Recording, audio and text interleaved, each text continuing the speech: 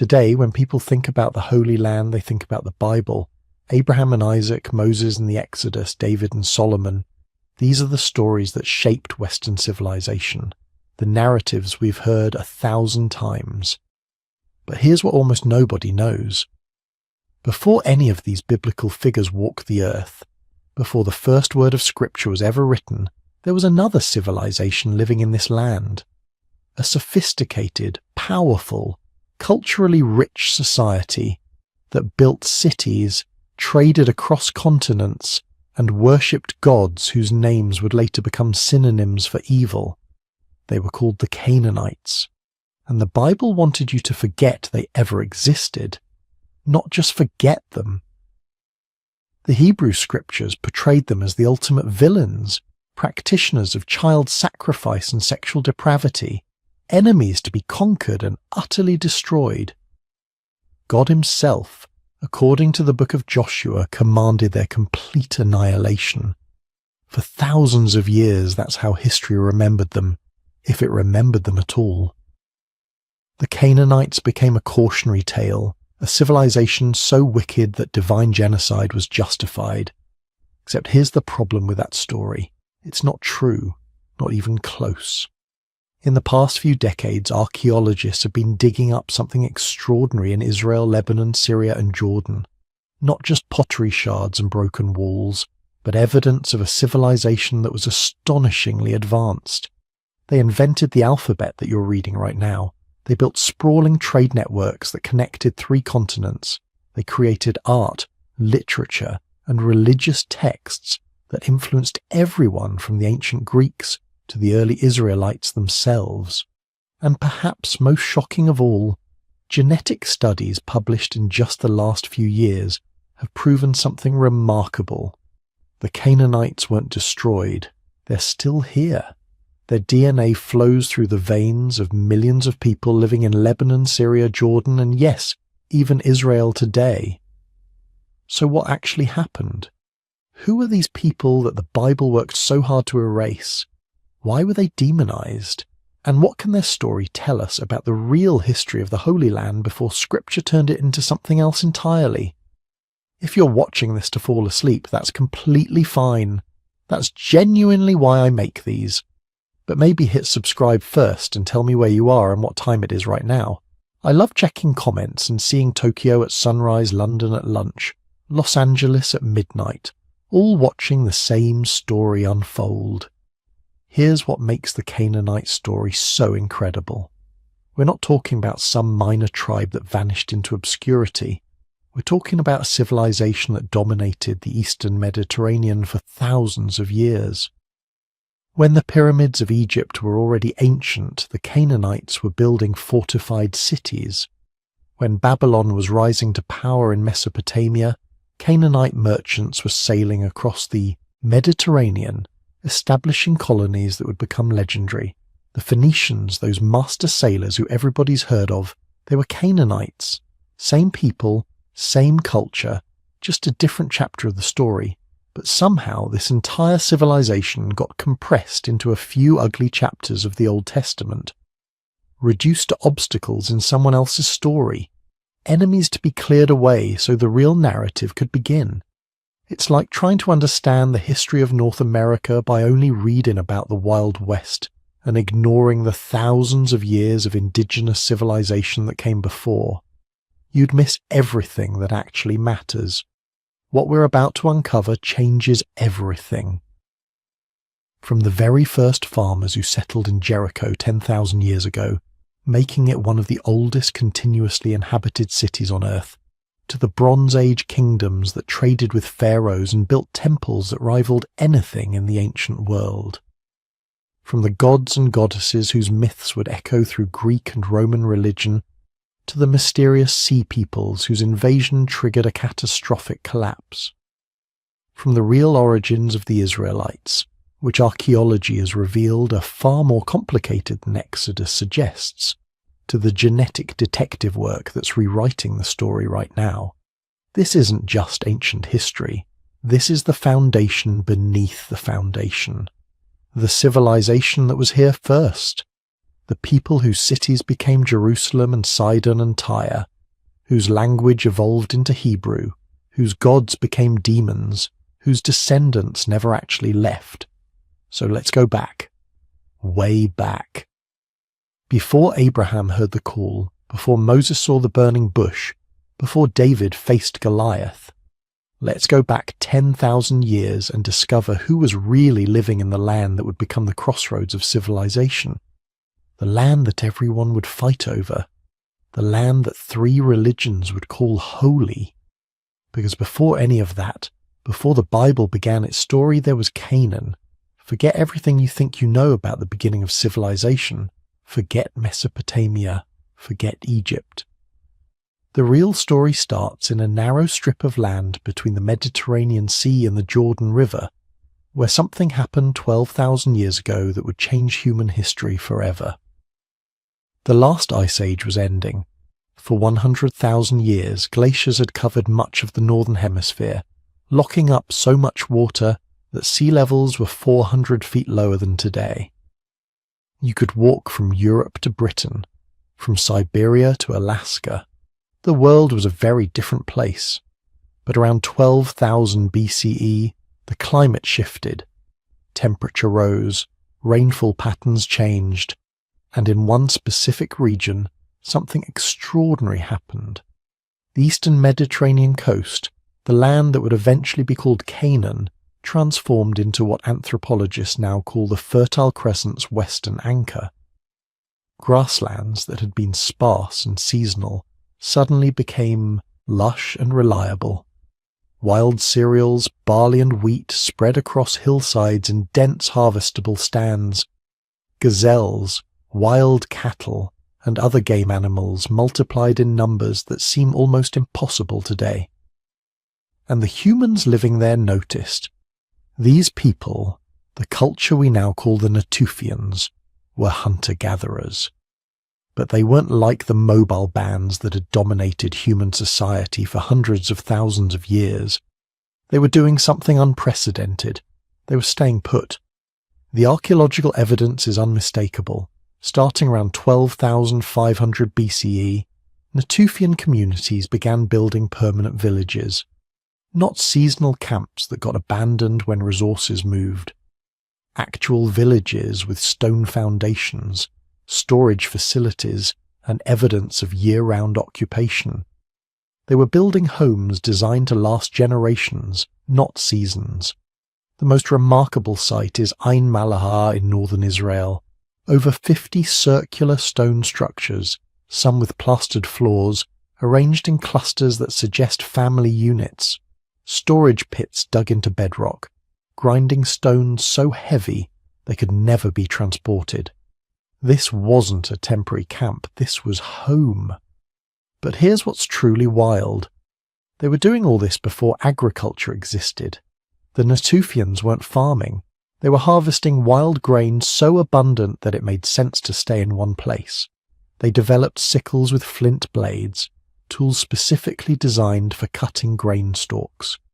The blades show a distinctive polish, what archaeologists call sickle sheen, created by cutting silica-rich grain stems over and over. They built granaries to store their harvests. They developed elaborate grinding stones to process the grain into flour. They had essentially created all the infrastructure of agricultural civilization without actually domesticating a single plant. They were living on nature's abundance, but in a way that required permanent settlement, specialized tools, and complex planning. It was an evolutionary stepping stone, a halfway point between mobile hunting and farming that nobody had predicted could exist. And it worked. For over 3,000 years, Natufian sites show evidence of populations far larger than typical hunter-gatherer bands. Some villages might have housed 200, 300 people living together year-round. They developed art, carving animal figures and human forms from stone and bone. They created personal ornaments from shells traded from the Mediterranean coast.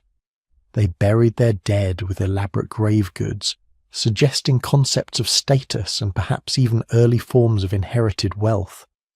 Most remarkably, they domesticated the dog. Not wolves following human camps hoping for scraps, but actual domestic dogs, bred for specific traits, living alongside humans in permanent settlements. The earliest undisputed domestic dog remains come from a Natufian site, a puppy buried carefully beside a human, their hand positioned as if resting on the dog's shoulder. Even 12,000 years later, that gesture of affection is unmistakable.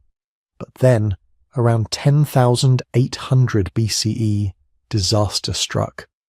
The climate changed again, suddenly, catastrophically. A period called the Younger Dryas plunged the region back into near Ice Age conditions for over 1,000 years.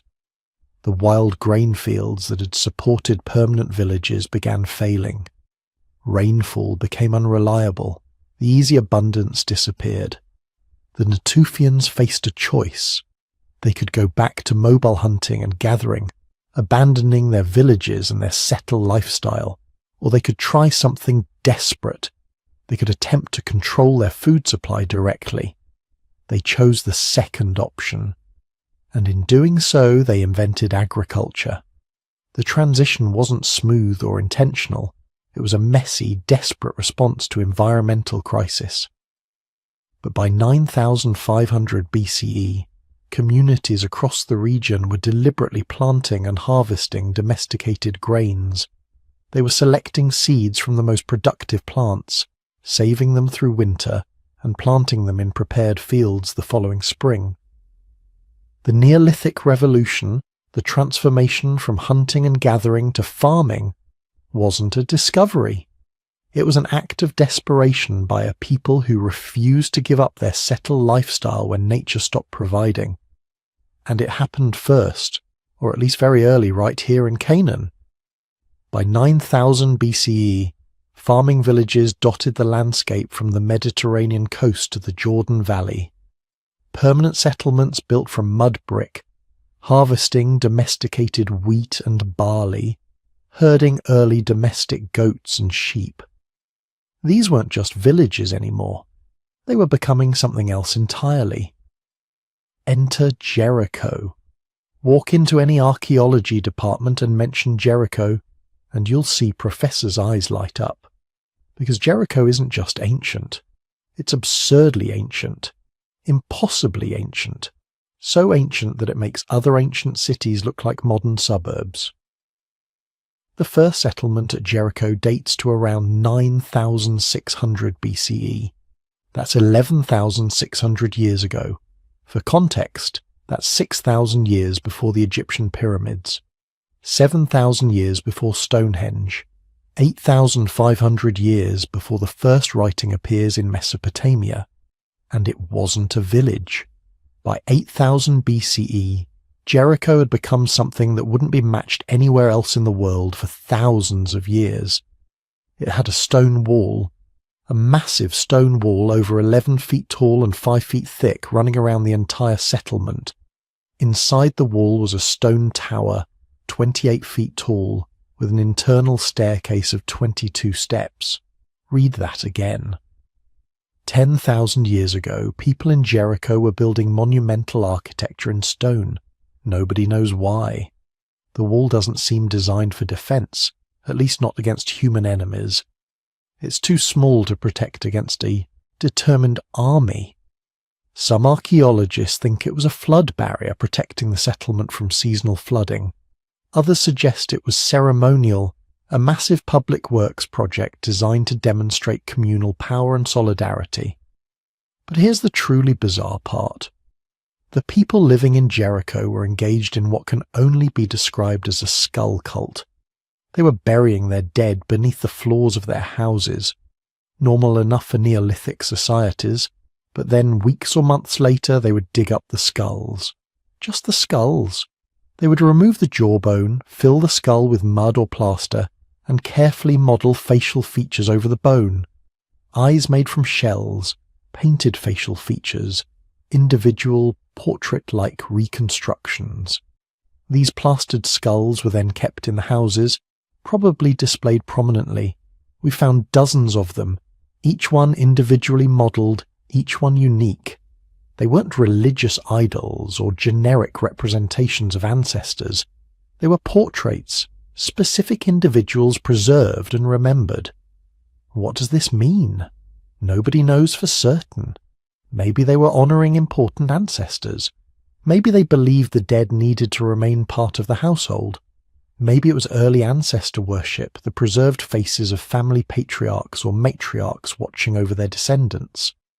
What we do know is that it shows sophisticated symbolic thinking, complex ritual behaviour, and a concept of individual identity that persisted beyond death. These weren't simple farmers scratching out a living. They were building a culture, creating meaning, grappling with mortality and memory in ways that still feel eerily human today. By 7000 BCE, Jericho was part of a broader transformation sweeping across Canaan and the wider Fertile Crescent. The Neolithic was in full swing.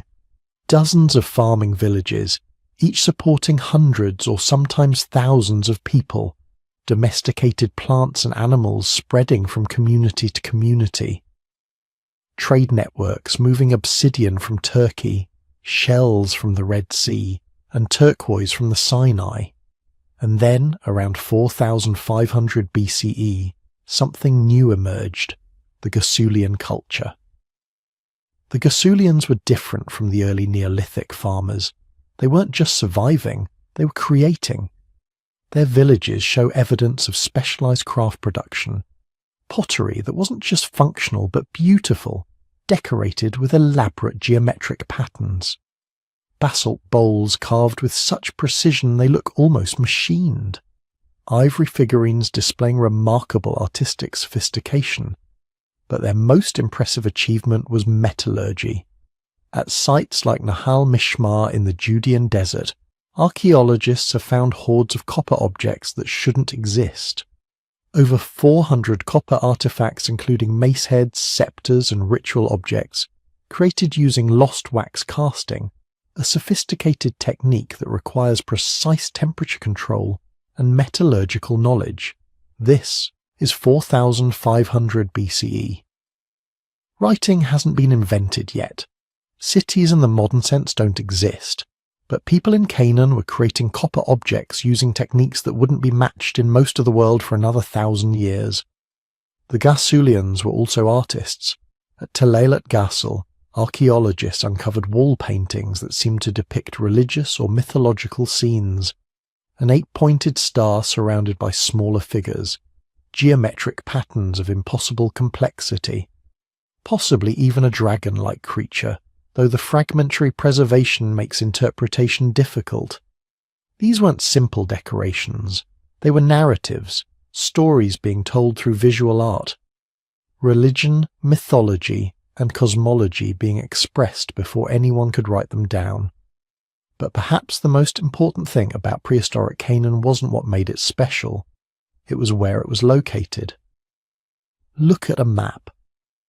Canaan sits at the crossroads of 3 continents, Africa to the south, Asia to the east, Europe to the north across the Mediterranean. Any migration, any trade route, any army moving between these regions had to pass through this narrow coastal strip. This geography was destiny. Canaan would always be a bridge, a meeting point, a battleground. The people living here would always be influenced by, trading with, and fighting against empires from every direction. By 3500 BCE, as the Bronze Age dawned and the first true cities emerged, the stage was set. Canaan had already seen 6,000 years of settlement, agricultural innovation, artistic achievement, and cultural development. Its people had survived climate catastrophes, invented new technologies, and created complex societies. They had no writing, no monumental temples, no kings whose names we remember. But they had built something more important. They had built a foundation, a cultural substrate that would support everything that came after. Because the Canaanites weren't going to just appear out of nowhere. They were already there, already ancient, already carrying 6,000 years of history in their bones. when the Bronze Age finally arrived, it wouldn't create Canaanite civilization.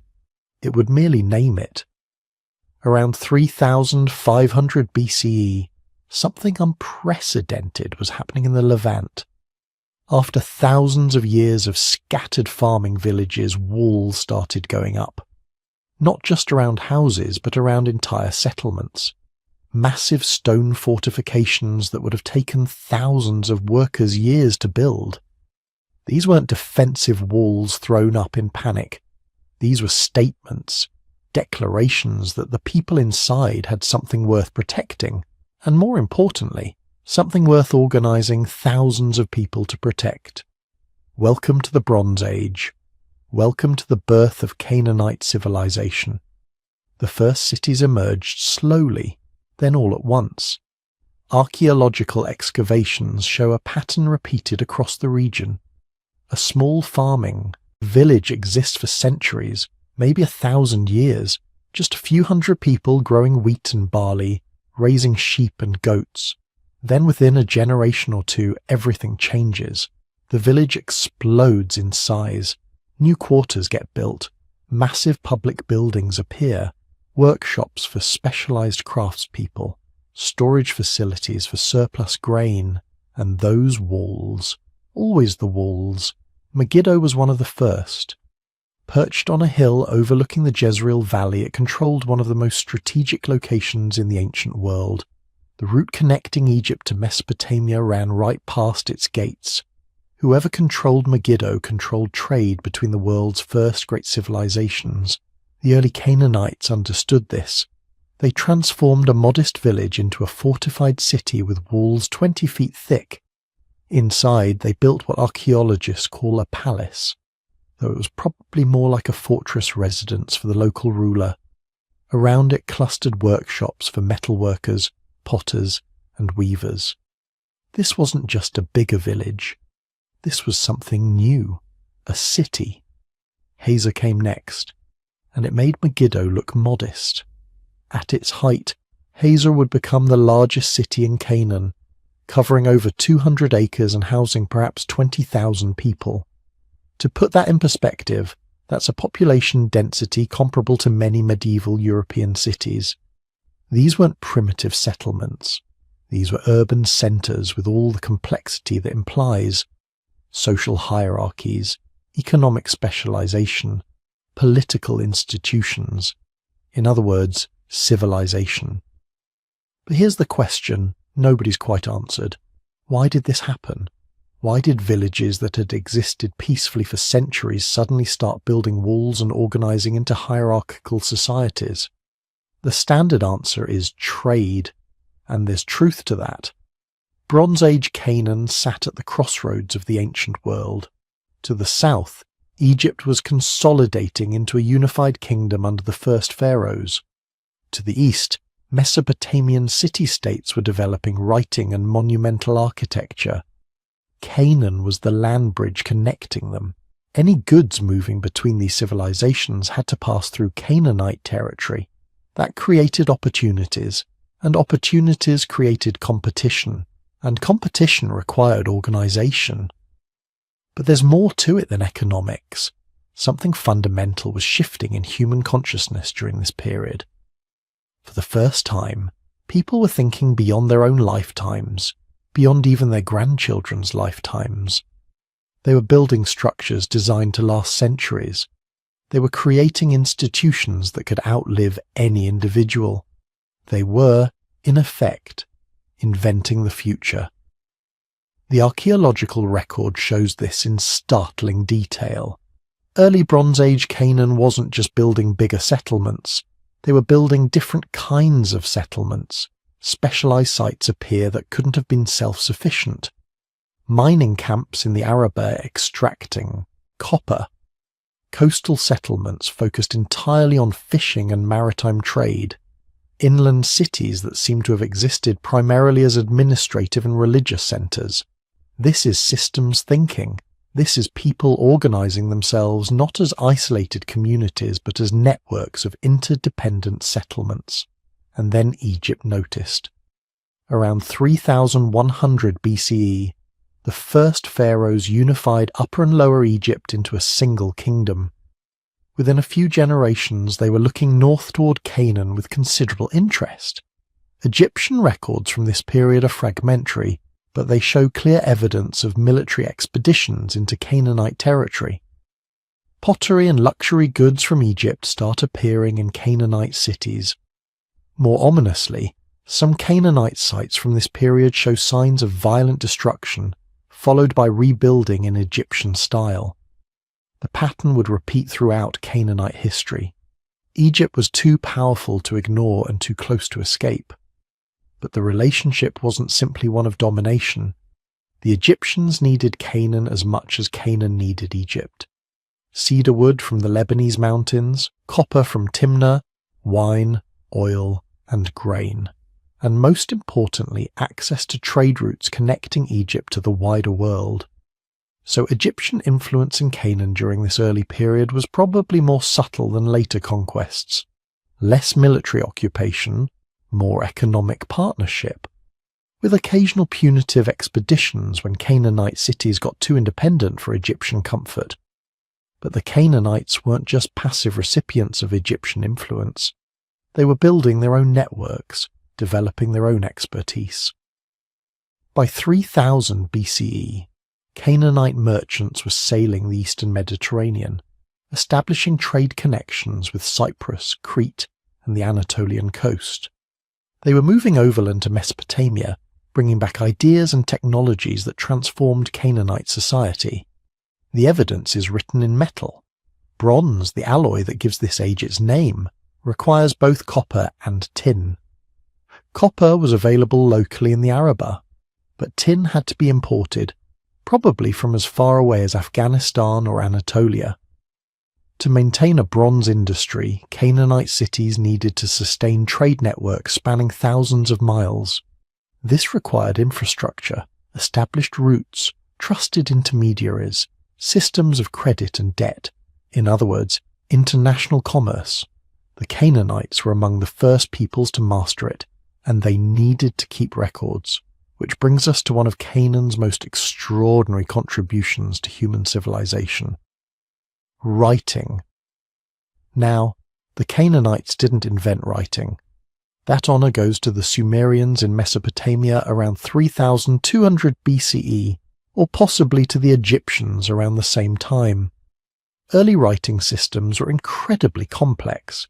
Sumerian cuneiform used hundreds of symbols. Egyptian hieroglyphics had over 700. These systems required years of training to master. They were the exclusive domain of specialized scribes, creating an educated elite who controlled access to recorded information. But sometime around 2000 BCE, in the copper mines of Serabit el-Qadim in the Sinai Peninsula, somebody had a revolutionary idea. What if, instead of symbols representing entire words or syllables, each symbol represented just a single sound? You could reduce the entire system to maybe 30 symbols, one for each basic sound in the language. Anyone could learn it in weeks instead of years. This was the Proto-Sinaitic script, the world's first alphabet, and it was probably invented by Canaanite workers or merchants operating in Egyptian territory. The early inscriptions are crude, scratched into rock faces by people who were clearly experimenting with a new technology. But the implications were staggering. For the first time, writing could be democratized. It wasn't the exclusive tool of the elite anymore. Merchants could keep their own records. Craftspeople could mark their goods. Even ordinary people could learn to read and write. Every alphabet you've ever seen descends from this Canaanite innovation. The Phoenician alphabet, the Aramaic alphabet, Greek, Latin, Arabic, Hebrew, Cyrillic, Devanagari. All of them trace their ancestry back to those crude scratches in the Sinai, made by Canaanite workers who decided that knowledge shouldn't be locked away behind thousands of complex symbols. Inside the growing cities, Canaanite society was stratifying into distinct classes. At the top sat the king, though that's probably too grand a term for the early period. These were more like chief warlords, men who controlled the city through a combination of military prowess, religious authority and economic power. They lived in the palaces at the city centres, surrounded by retainers and servants. Below them came the priests. Bronze Age Canaanite religion was already complex, with multiple deities requiring constant ritual attention. Temples needed to be maintained, sacrifices had to be performed, festivals had to be organised. This created a priestly class with considerable power and wealth. In some cities, the temple seems to have rivaled, or even exceeded the palace in importance. Then came the merchants and craftspeople, the specialised workers who made the urban economy function, metal workers who knew the secrets of bronze casting, potters who produced the vessels for storing oil and wine, textile workers who wove the cloth that was one of Canaan's major exports. These people had skills that gave them economic leverage. They weren't elite, but they weren't peasants either. They were the emerging middle class of the ancient world. At the bottom, as always, came the farmers, the vast majority of the population who worked the fields surrounding the cities, producing the grain surpluses that made urban life possible. They probably lived much as their ancestors had lived for thousands of years. Small villages, extended family, compounds, the eternal rhythms of planting and harvest. But now they paid taxes to the city. Part of their harvest went to support the king, the priests, the craftspeople, the whole urban superstructure that had grown up around them. And then, around 2000 BCE, everything got complicated again. New people started arriving. The Amorites. Nobody's quite sure where they came from. The name means something like Westerners in Akkadian, but that's not particularly helpful. They seem to have been semi-nomadic pastoralists from somewhere in Syria or the Arabian desert who decided to start settling in Canaanite territory. Egyptian and Mesopotamian records mention them increasingly frequently. Canaanite cities show evidence of demographic shifts. New pottery styles appear, new burial practices, new names showing up in the archaeological record. This wasn't a violent conquest. There's no evidence of massive destruction layers or wholesale population replacement. Instead, it seems to have been a gradual infiltration, Amorite groups settling on the margins of Canaanite territory, intermarrying with local populations, slowly integrating into urban life while maintaining distinct cultural identities. Over a few centuries they went from outsiders to insiders. By 1800 BCE, many Canaanite cities were ruled by dynasties with Amorite names. The genetic evidence supports this picture. Modern DNA studies show that Bronze Age Canaanite populations were remarkably diverse, with ancestry from multiple sources. The locals who had been there for thousands of years, migrants from Mesopotamia bringing agricultural innovations, Egyptian influence from the south, and these new Amorite populations adding another layer of complexity. Canaan was becoming a melting pot, a place where different peoples, languages, and traditions mixed and merged.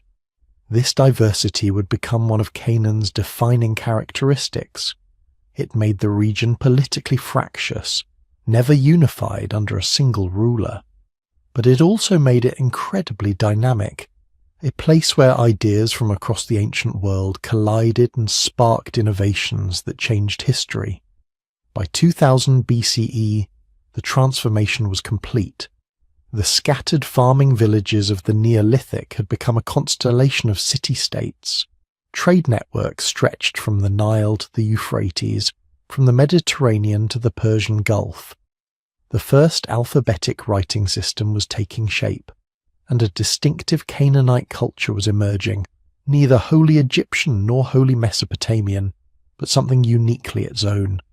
The Bronze Age dawn had arrived, and Canaan was about to enter its golden age, but that flowering of culture and power would attract attention from neighbours who saw Canaan not as a civilization to be respected, but as a prize to be conquered. the shadow of empire was about to fall across the land of purple, let's talk about something that's going to blow your mind. The God of the Bible, the one worshipped by billions of people today, has a name. And that name is El. Not metaphorically, not symbolically, literally. The Hebrew word for God, Elohim, is just the plural form of El. And El wasn't originally Hebrew at all. He was Canaanite, the supreme deity of the very civilization the Bible tells us the Israelites were supposed to destroy. Picture this. You're a Canaanite living in the city of Ugarit around 1400 BCE. When you look up at the stars, you're not seeing random lights in the sky. You're seeing the divine assembly, the council of gods that governs the cosmos. And sitting at the head of that council, on a throne at the summit of the cosmic mountain, is El, the father of gods and humans, the ancient of days, the bull god whose word is law. El wasn't a jealous god. He wasn't interested in human worship the way his children were. He was old, wise, distant. The texts describe him sitting in his tent at the source of the two rivers, the mythical place where all waters originate. He's called the bull, not because he's aggressive, but because he's potent, patriarchal, the progenitor of everything that exists. When other gods have disputes, they come to El for judgment. When humans need cosmic-level intervention, they petition El through prayers and offerings. But here's where it gets interesting. El had a wife, her name was Asherah, and she wasn't some minor goddess tucked away in obscure texts. She was the mother of the gods, the queen of heaven, one of the most widely worshipped deities in the entire ancient Near East. Asherah poles, sacred trees representing the goddess, stood in practically every Canaanite town. People prayed to her for fertility, for healthy children, for protection of their families. She was as fundamental to Canaanite religion as El himself. Now, if you've read the Hebrew Bible carefully, you might notice something odd. The text keeps mentioning these Asherah poles that the Israelites are constantly being condemned for worshipping. King after king gets criticized for allowing Asherah worship to continue. The prophets rail against her, but she keeps showing up.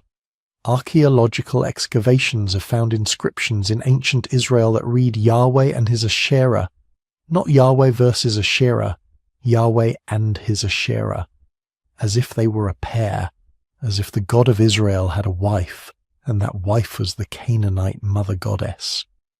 The implications are staggering. The religion that became Judaism, and later Christianity and Islam, didn't emerge from nothing. It emerged from Canaanite religion, borrowing its divine names, its cosmic imagery, its very concept of how gods relate to humans. But it did something radical. It took the entire divine assembly and collapsed it down to one. El absorbed all the other gods, became the only god, and everyone else got demoted to angels, demons, or literary memories.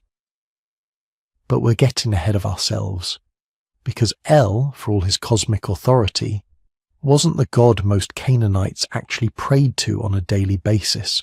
That honor belonged to his son, Baal. If El was the distant patriarch, Baal was the young warrior prince who actually got things done. Baal-Hadad, the storm god, the rider of clouds, the one who brought the rain that kept people alive. In the agricultural world of ancient Canaan, where a few weeks without rain meant famine and death, Baal wasn't just important, he was everything. When storm clouds gathered on the horizon, that was Baal riding his chariot across the sky. When lightning struck, that was Baal's weapon. When thunder rolled, that was Baal's voice announcing his presence. The Baal cycle, a collection of texts discovered at Ugarit, tells his story, and it's epic. Baal doesn't start out as king of the gods. He has to fight for that position. His great enemy is Yam, the god of the sea and chaos. Yam represents everything that threatens human civilization, the destructive waters that flood cities, sink ships, destroy crops. Baal battles Yam in a cosmic showdown, wielding magical weapons forged by the craftsman god Kothawakasis. Baal wins. Order defeats chaos. Civilization triumphs over the destructive sea. But Baal's greatest battle is still to come, because there's another god who challenges his authority. Mocha, death itself, the god of the underworld, sterility, and the dry season. Every year Baal must descend into the underworld and face Mot, and every year Baal dies. When Baal dies, the rains stop, crops wither, the earth becomes barren, El and Asherah mourn. The divine assembly wears sackcloth. All of creation groans under the rule of death. But then, after months in the underworld, Baal returns. He defeats Mot, not permanently, because death can never be permanently defeated, but enough to restore life to the world. The rains return, crops grow, life continues. This isn't just mythology. This is the agricultural cycle transformed into divine drama. Every farmer in Canaan understood this story viscerally, because they lived it every single year. Now, if some of this sounds familiar, it should. The combat myth, where a storm god defeats the sea, shows up everywhere in biblical literature. Psalm 74 describes Yahweh crushing the heads of Leviathan, the sea monster. Psalm 89 mentions Yahweh defeating Rahab, another chaos creature. The book of Job describes God's power over the primordial sea. Isaiah uses the same language. Even in Revelation, the final victory involves a new creation where there is no more sea. The sea, representing chaos and death, must be defeated before paradise can be restored. The biblical authors weren't plagiarizing. They were inheriting a mythological language that had been part of their culture for thousands of years. They just reassigned all of Baal's victories to Yahweh. But the divine realm wasn't just El, Asherah, Baal, and Mot. There were dozens of other deities, each with specific domains and responsibilities. Shaphash, the sun goddess, who travelled through the underworld, each night and knew all secrets. Anat, Baal's warrior sister, fierce and bloodthirsty, who helped him in his battles. Kothawakasis, the divine craftsman who built palaces for the gods and weapons for heroes. Resheph, the god of plague and disease. Dagon, the grain god. The list goes on. These weren't abstract concepts.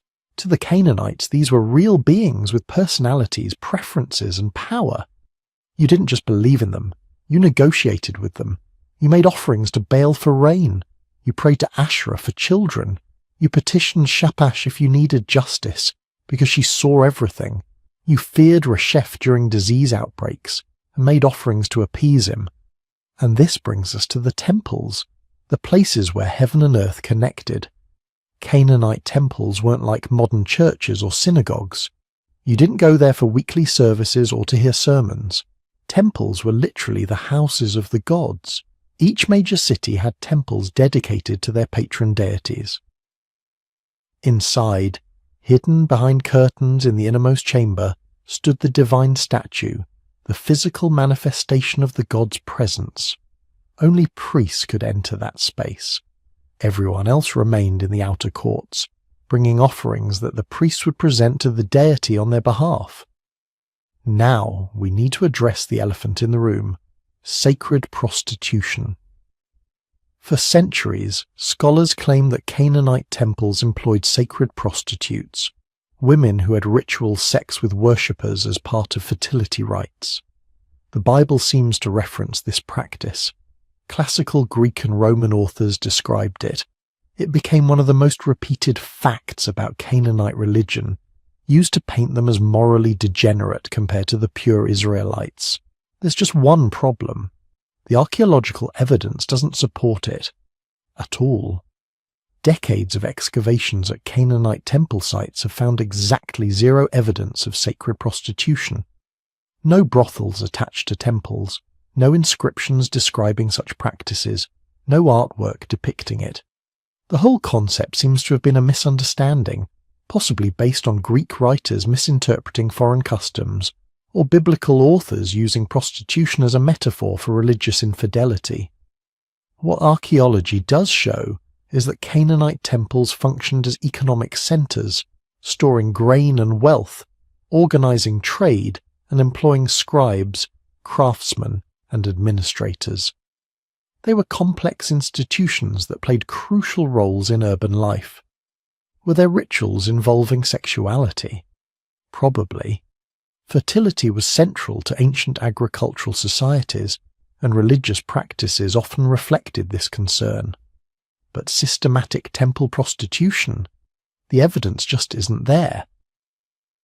But then there's the darker question: child sacrifice, the Tophet, Moloch. The Bible repeatedly accuses the Canaanites of sacrificing their children to gods by burning them alive. The prophets describe these practices with horror. Archaeological sites across the Phoenician world, from Carthage to Sicily, have revealed cemeteries filled with urns containing the cremated remains of infants and young children. Is this proof that the biblical authors were right? Here's where we need to be honest and careful. The archaeological evidence is real. The urns exist. Chemical analysis confirms they contain human remains. But the interpretation is fiercely debated. Some scholars argue this is direct evidence of child sacrifice, exactly as described in ancient texts. Others point out that infant mortality rates in the ancient world were catastrophic, perhaps 40–50% of children dying before age 5. They suggest these might be burial grounds for children who died naturally, with cremation being a special ritual for particularly tragic deaths. The truth is probably complex and possibly varied by time and place. There's evidence that in extreme circumstances, during sieges or catastrophic famines, some communities did practice child sacrifice. Ancient texts from outside the Bible confirm this. But was it routine, casual, a regular feature of normal religious life? The evidence suggests not. More likely it was a desperate response to desperate situations, a horrific last resort when communities felt they had no other way to appease the gods or end a crisis. What's clear is that Canaanite religion was neither the primitive demon worship the Bible describes nor the enlightened nature worship some modern pagans imagine. It was a sophisticated theological system that gave meaning to human experience, explained the natural world, and provided frameworks for dealing with the fundamental questions of existence. Why does it rain? Because Baal rides his clouds. Why do crops fail? Because Baal has descended to the underworld. Why do we suffer? Because we're caught in the eternal battle between order and chaos, life and death, fertility and sterility. And when a new god emerged from this divine assembly, a god who claimed to be the only god, who absorbed El's cosmic authority and Baal's active intervention and Asherah's protective care all into a single divine personality, that God carried with him all the mythological language, all the cosmic imagery, all the theological concepts that Canaanite religion had spent thousands of years developing. The gods of Canaan didn't disappear, they transformed, they merged. They became the angels and demons of later tradition, the cosmic powers and principalities that still populate religious imagination today. Their stories became the Bible's stories. Their imagery became the Bible's imagery. Their very names became the Bible's names for God. But before that transformation could happen, Canaanite civilization had to reach its peak, and that's exactly what it did. For several centuries between 2000 and 1550 BCE, Canaan experienced what historians call its golden age. Cities flourished, trade networks expanded, culture and art reached new heights. This was Canaan at its absolute zenith, before the empires came, before the collapse, before everything changed forever. Around 2000 BCE, something extraordinary was happening in Canaan. After centuries of gradual development, the Canaanite cities weren't just growing anymore, they were exploding. Population densities in some urban centers tripled within a single generation. Wealth poured in from trade routes connecting 3 continents, and the Canaanites responded by building something the Levant had never seen before. True cities, not just fortified towns or trading posts, but massive urban centres with populations in the tens of thousands, sophisticated infrastructure, and defensive systems that would make a modern military engineer jealous. This was the Middle Bronze Age, roughly 2000 to 1550 BCE, and it represents the absolute zenith of Canaanite civilization. The Golden Age. The period when Canaan wasn't just surviving on the margins of greater empires, but standing as a power in its own right, a civilization wealthy enough, organized enough, and militarily formidable enough to shape the politics of the entire ancient Near East. The most visible sign of this transformation was the fortifications.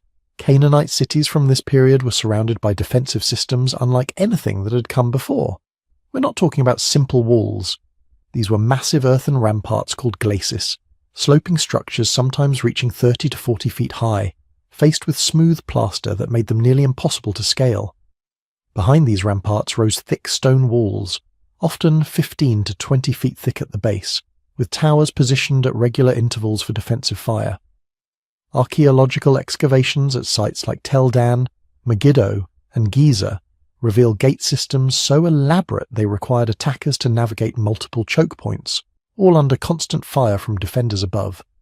These gates weren't just defensive, they were architectural statements, massive stone structures decorated with elaborate masonry, designed to impress visitors and intimidate potential enemies.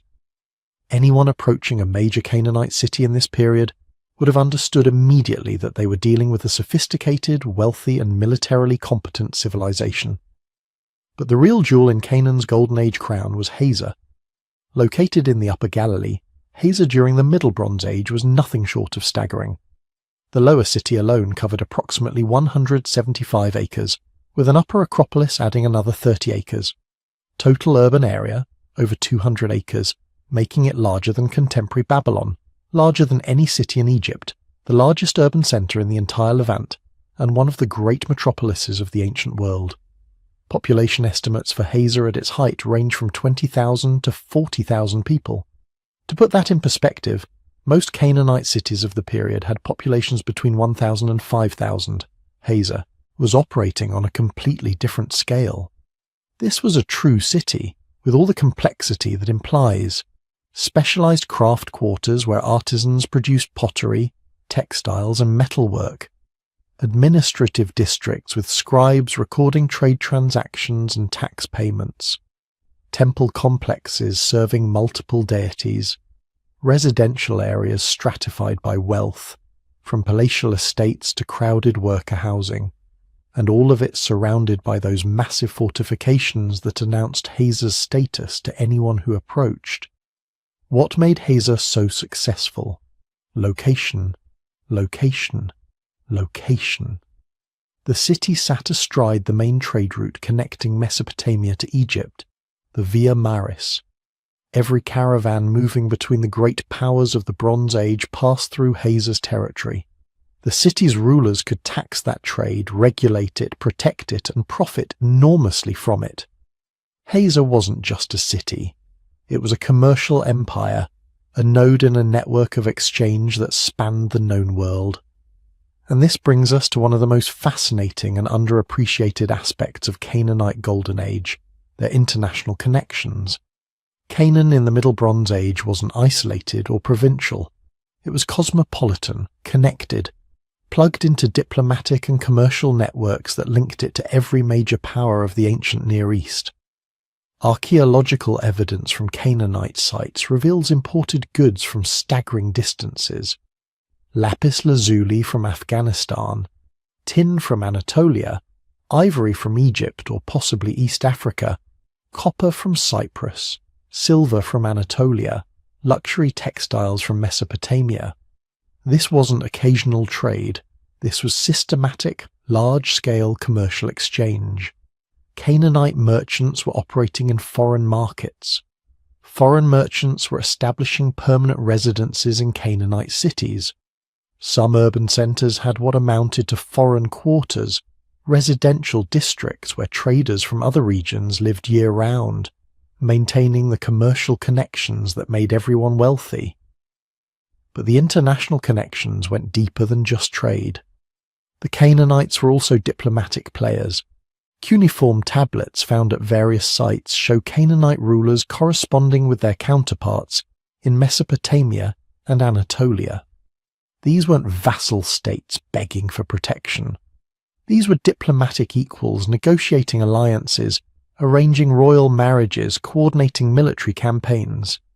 The Canaanites had figured out how to play the great power game, using their strategic location to make themselves indispensable to everyone while submitting completely to no one.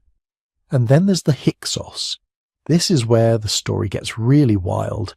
Sometime around 1650 BCE, a group of Asiatic peoples, almost certainly including substantial Canaanite elements, invaded Egypt. Not raided, invaded. They conquered the Nile Delta, established their own dynasty, and ruled as pharaohs of Egypt for over a century. We know them as the Hyksos, from the Egyptian phrase meaning rulers of foreign lands, and they represent the single most dramatic political achievement of Canaanite civilization. The details are murky. Ancient Egyptian sources written after the Hyksos were expelled painted them as barbaric invaders who destroyed Egyptian culture. But archaeology tells a different story. The Hyksos didn't destroy Egyptian civilization. They adopted it. They built in Egyptian styles, used Egyptian titles, worshipped Egyptian gods alongside their Canaanite deities. They were cosmopolitan, sophisticated, using their position to foster trade connections between Egypt and the broader Near East. More importantly, they brought new military technologies to Egypt. The Hyksos introduced the composite bow, capable of penetrating armor at distances that made Egyptian weapons obsolete. They brought the horse-drawn chariot, revolutionizing Bronze Age warfare. They imported bronze working techniques that made Egyptian metallurgy more sophisticated. When the Egyptians finally expelled the Hyksos around 1550 BCE, they immediately adopted all these military innovations. The aggressive, expansionist new kingdom that would dominate Canaan for the next 4 centuries was built on technologies the Hyksos had brought from the north. So who were the Hyksos exactly? The evidence suggests they were a coalition of Asiatic peoples, predominantly Canaanite, possibly including some Hurrian and Amorite elements. Their names, as recorded in Egyptian sources, are overwhelmingly Semitic, specifically Northwest Semitic, the language family that includes Canaanite. Their pottery styles match Canaanite forms. Their religious practices, as far as we can reconstruct them, included worship of Baal and other Canaanite deities. These weren't random nomads who stumbled into Egypt. These were Canaanites, probably from the northern cities, who saw an opportunity in Egyptian political weakness and seized it brilliantly.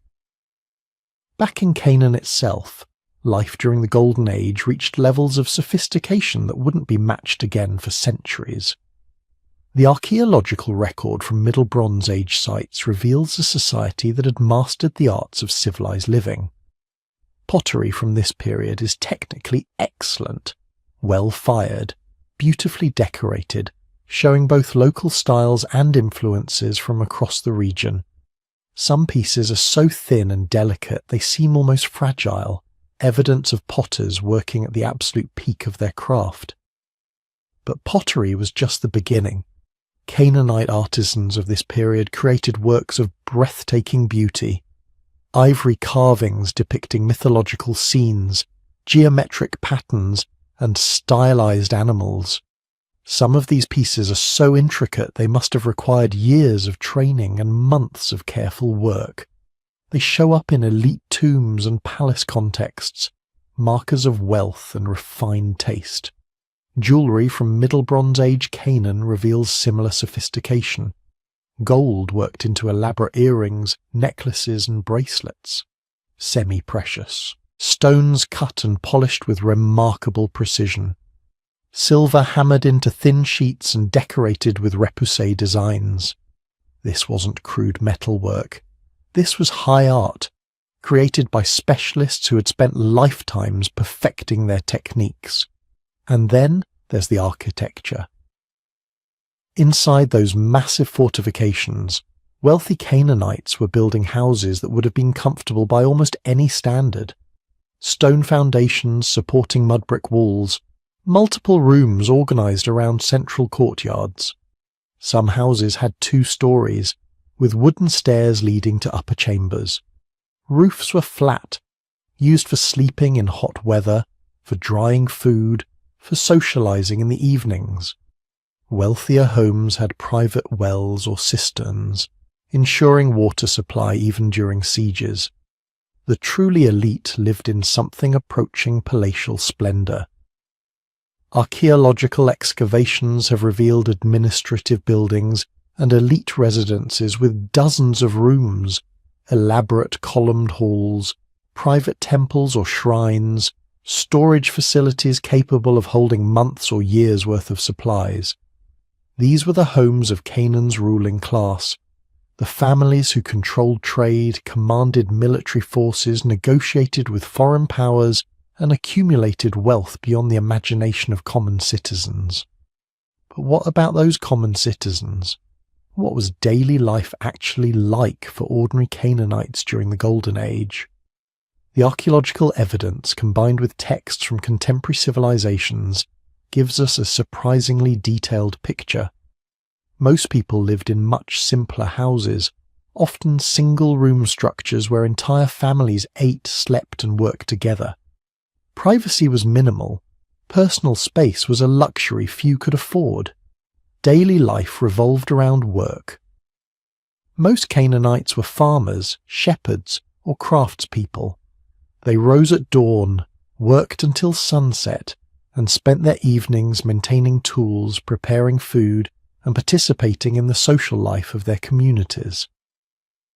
Diet was simple, but adequate. Bread made from wheat or barley formed the staple, supplemented with lentils, chickpeas, onions, garlic, and seasonal vegetables. Those near the coast ate fish. Most families kept some livestock, goats or sheep, providing occasional meat and daily dairy products. Wine and beer were common beverages, safer than water and providing both calories and social lubrication. Children worked from an early age, helping with agriculture, learning crafts from their parents, contributing to household economies. Education, in any formal sense, was available only to the elite. Scribes trained in specialized schools, learning the cuneiform script used for international diplomacy and trade. Most people remained illiterate their entire lives, but life wasn't all work. Canaanites gathered for religious festivals, market days, and seasonal celebrations. They told stories, sang songs, played games. Archaeological excavations have turned up children's toys, gaming pieces, and musical instruments. Even in an ancient agricultural society, people found time for play, for art, for the simple pleasures that make life bearable.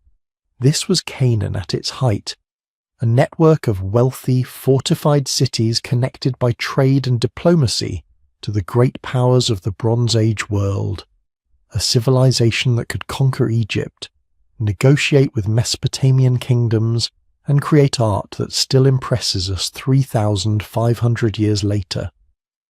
A society complex enough to support specialists in everything from bronze working to international commerce. But this golden age existed in a dangerous world.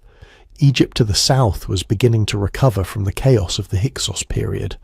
The pharaohs of the new kingdom were organizing, training, preparing for campaigns of expansion and revenge. And when they came, they would bring an end to Canaanite independence that would last for centuries. The Golden Age was about to give way to something much darker. The age of Egyptian domination was approaching. Everything was about to change for the Canaanites. For nearly 500 years, they'd been living in their Golden Age, building prosperous cities, trading across the Mediterranean, refining their culture and religion. They'd survived invasions before, adapted to new rulers, maintained their identity through countless upheavals. But they'd never faced anything like what was coming from the south. Egypt was waking up, and when Egypt woke up angry, the entire ancient world trembled. Picture the scene. It's 1457 BCE. Spring. The Jezreel Valley in northern Canaan is green with crops, roads busy with merchant caravans moving between the great cities. At Megiddo, one of the most strategically important fortresses in Canaan, a coalition of Canaanite kings has gathered their armies. Over 300 rulers from across the region, united for once, determined to stop the Egyptian invasion before it can devastate their homeland.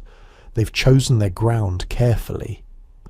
Megiddo sits on a narrow pass, the only practical route for a large army to enter the valley. The Canaanites have blocked the pass, fortified their positions, prepared for a siege.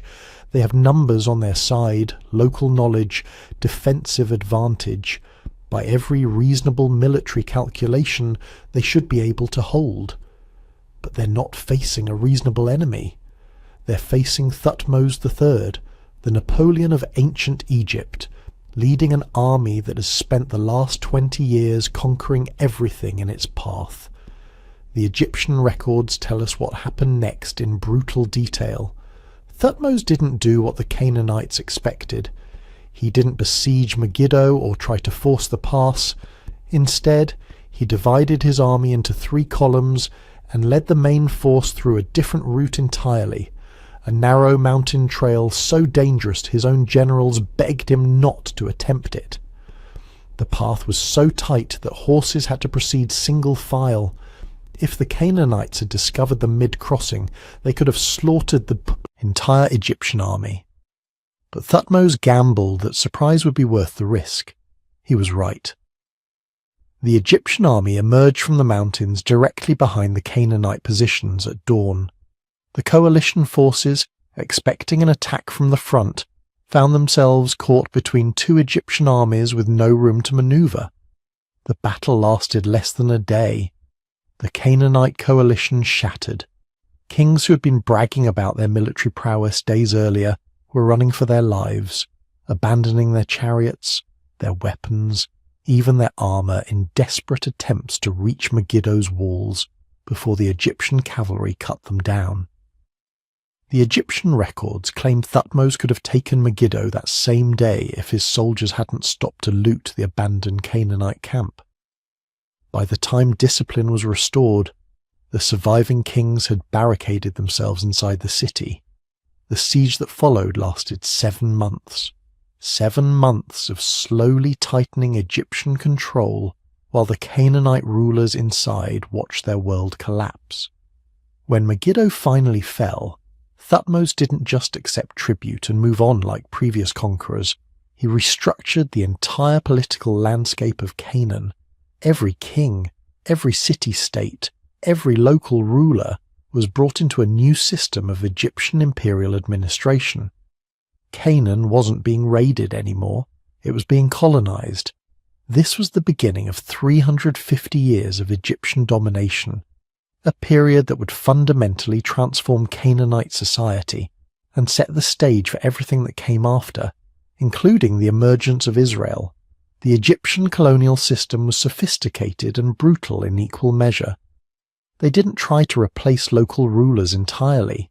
That would have been too expensive, required too many Egyptian administrators, too many garrison troops.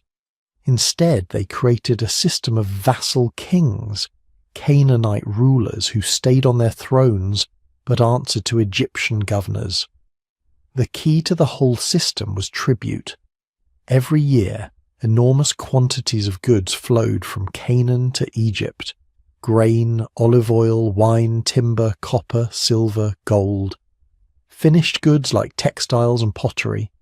Luxury items like ivory and precious stones. And slaves, always slaves. War captives, criminals, debtors. Sometimes just people seized because the local ruler needed to meet his quota. To ensure compliance, Egypt established a network of garrison towns throughout Canaan.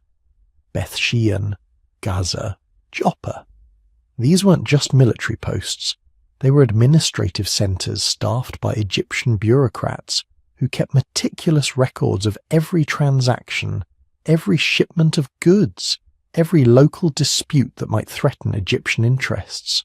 And we can read those records today. Not the Egyptian administrative documents, most of those are lost, but something even better, the Amarna letters. These are the desperate diplomatic correspondence of Canaanite kings writing to their Egyptian overlords, and they reveal a world in crisis. The letters were discovered in Egypt at the site of Akhetaten, the short-lived capital built by the pharaoh Akhenaten. Nearly 400 clay tablets written in Akkadian, the diplomatic language of the ancient Near East. Most are from Canaanite rulers, and they paint a picture of a colonial system falling apart. Reading them is like eavesdropping on a world on the edge of collapse. The Canaanite kings are constantly complaining, accusing each other of disloyalty, begging for Egyptian military support, reporting on invasions and rebellions. The tone is servile but desperate. These are men who know they're losing control. One king writes that he's been attacked by his neighbours and all his lands have been seized. He begs the pharaoh to send even 50 soldiers, just 50, to help him survive. Another reports that his entire city is in revolt and he's barricaded himself in his own palace. A third claims his fellow vassal kings are conspiring with Egypt's enemies and should be punished. But the most intriguing references are to a group called the Habiru. The Habiru appear again and again in the Amarna letters and other ancient Near Eastern texts from this period. They're described as outlaws, bandits, rebels, displaced persons. Some Canaanite kings claim the Habiru are invading their territories, burning cities, disrupting trade routes. Others are accused of hiring Habiru as mercenaries or even joining them. The identity of the Habiru is one of the great mysteries of ancient Near Eastern studies. The name sounds like Hebrew, and for over a century scholars have debated whether these are the same people. Are the Habiru the early Israelites, or just one of many displaced groups in a chaotic period? Or is the similarity in names just a linguistic coincidence? Here's what we know. The term Habiru isn't ethnic, it's a social category. It seems to refer to people outside the normal social structure, individuals who've left or been expelled from their communities, refugees, escaped slaves, bankrupt farmers, deserters, outlaws. In a stable society, there might be a few dozen such people wandering the margins, but in a collapsing colonial system there could be thousands, and the Amarna period was definitely a time of collapse. The letters make that clear. Egyptian control was weakening. Local kings were fighting each other. Trade routes were becoming too dangerous to use. Whole regions were falling into chaos, and in that chaos, groups of displaced people were finding opportunities. Some Habiru became bandits, raiding settlements and caravans. Others became mercenaries, selling their services to whichever local king would pay. Some may have formed their own communities in the hill country, away from Egyptian garrisons and local kings. They were the dispossessed, people with nothing to lose and everything to gain from disrupting the existing order. Whether they were Proto-Israelites or not, the Habiru represent something important. They show us that Canaanite society under Egyptian rule was fracturing, producing large numbers of people alienated from the system.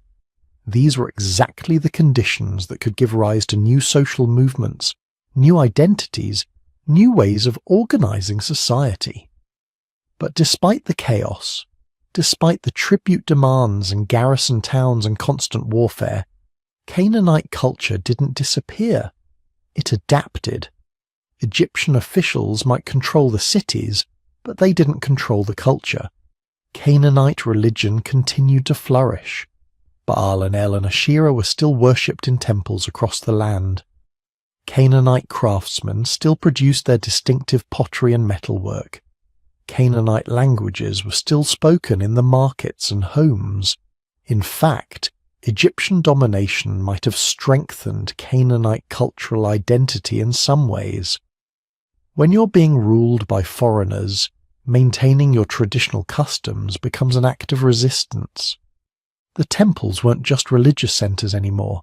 They were repositories of Canaanite identity, places where local traditions could be preserved and transmitted even as Egyptian power structures dominated the political landscape. And then came Akhenaten, the heretic pharaoh, the religious revolutionary who decided to throw out thousands of years of Egyptian polytheism and worship only one god, the Aten, the sun disk. Akhenaten's reign from 1353 to 1336 BCE coincides exactly with the Amarna letters period. That's not coincidence. The letters were found at his capital because that's where they were sent. But here's the thing. While Akhenaten was obsessing over his religious revolution, building a new capital, composing hymns to his one god, the Egyptian empire was falling apart. The Canaanite kings writing to him were getting increasingly desperate.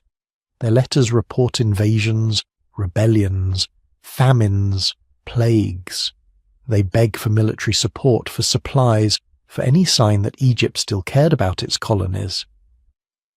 But Akhenaten was too focused on his religious reforms to respond effectively. Egyptian garrisons were withdrawn to support the pharaoh's building projects. Military resources were diverted.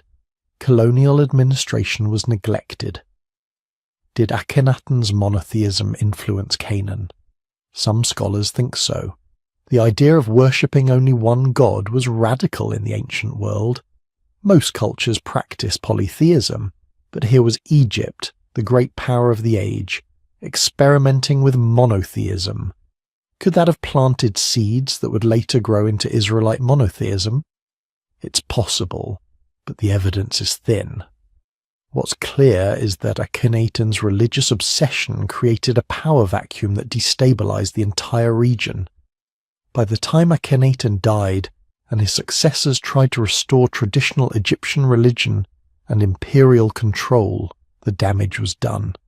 Canaan had experienced decades of weak Egyptian oversight. Local rulers had learned they could act independently. Displaced groups like the Habiru had established themselves in regions beyond Egyptian control. The colonial system was permanently weakened. Egypt would maintain nominal control over Canaan for another century, but it was never the same. The pharaohs who followed Akhenaten tried to restore order. Ramesses II would later claim great victories in Canaan and sign a famous peace treaty with the Hittites dividing up the region.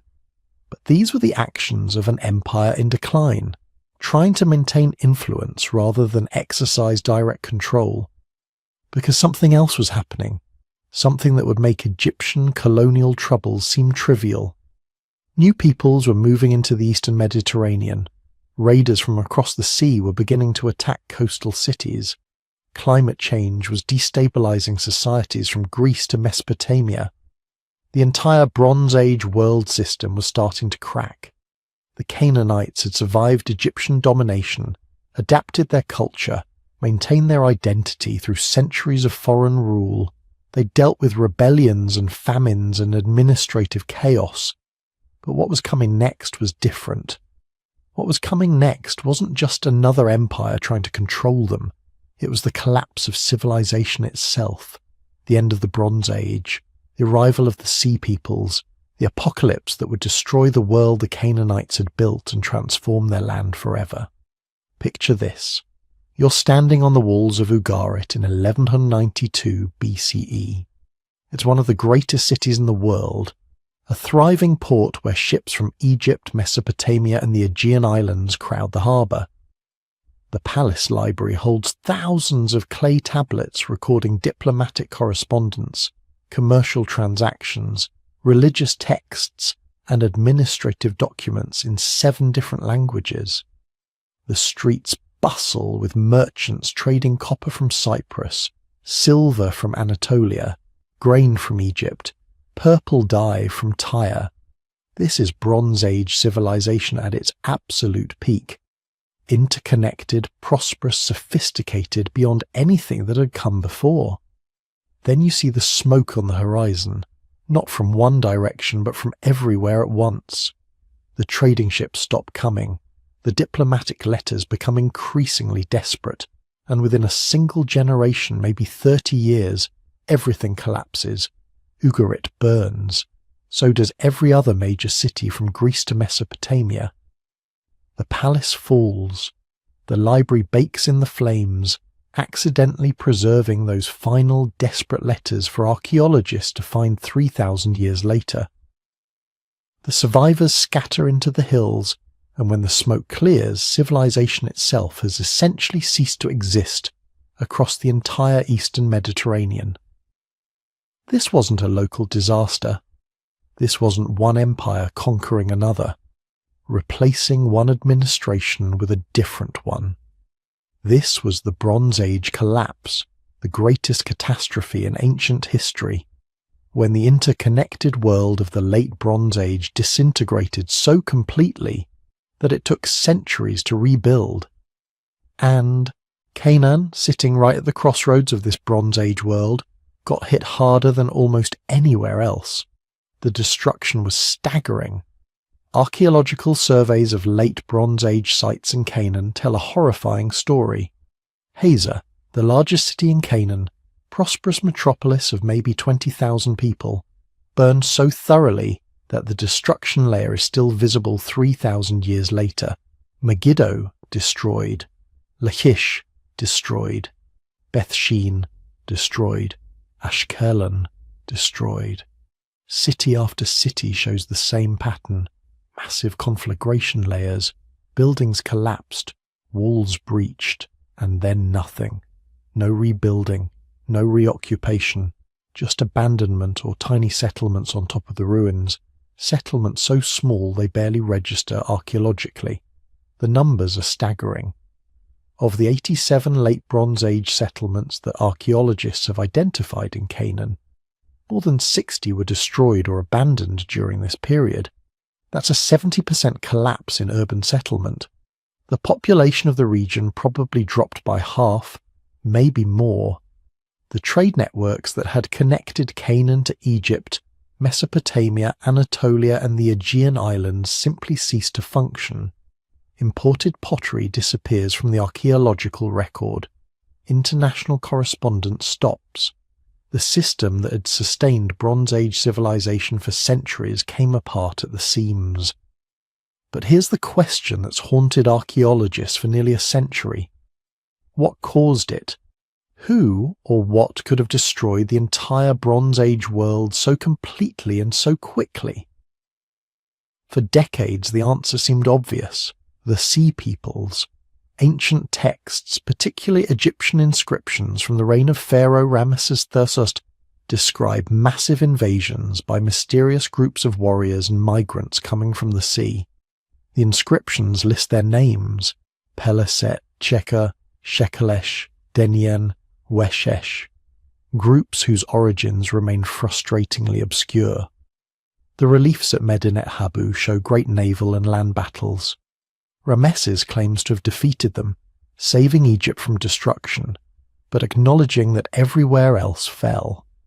The traditional narrative went like this. These sea peoples, whoever they were, swept through the eastern Mediterranean like a tidal wave of destruction.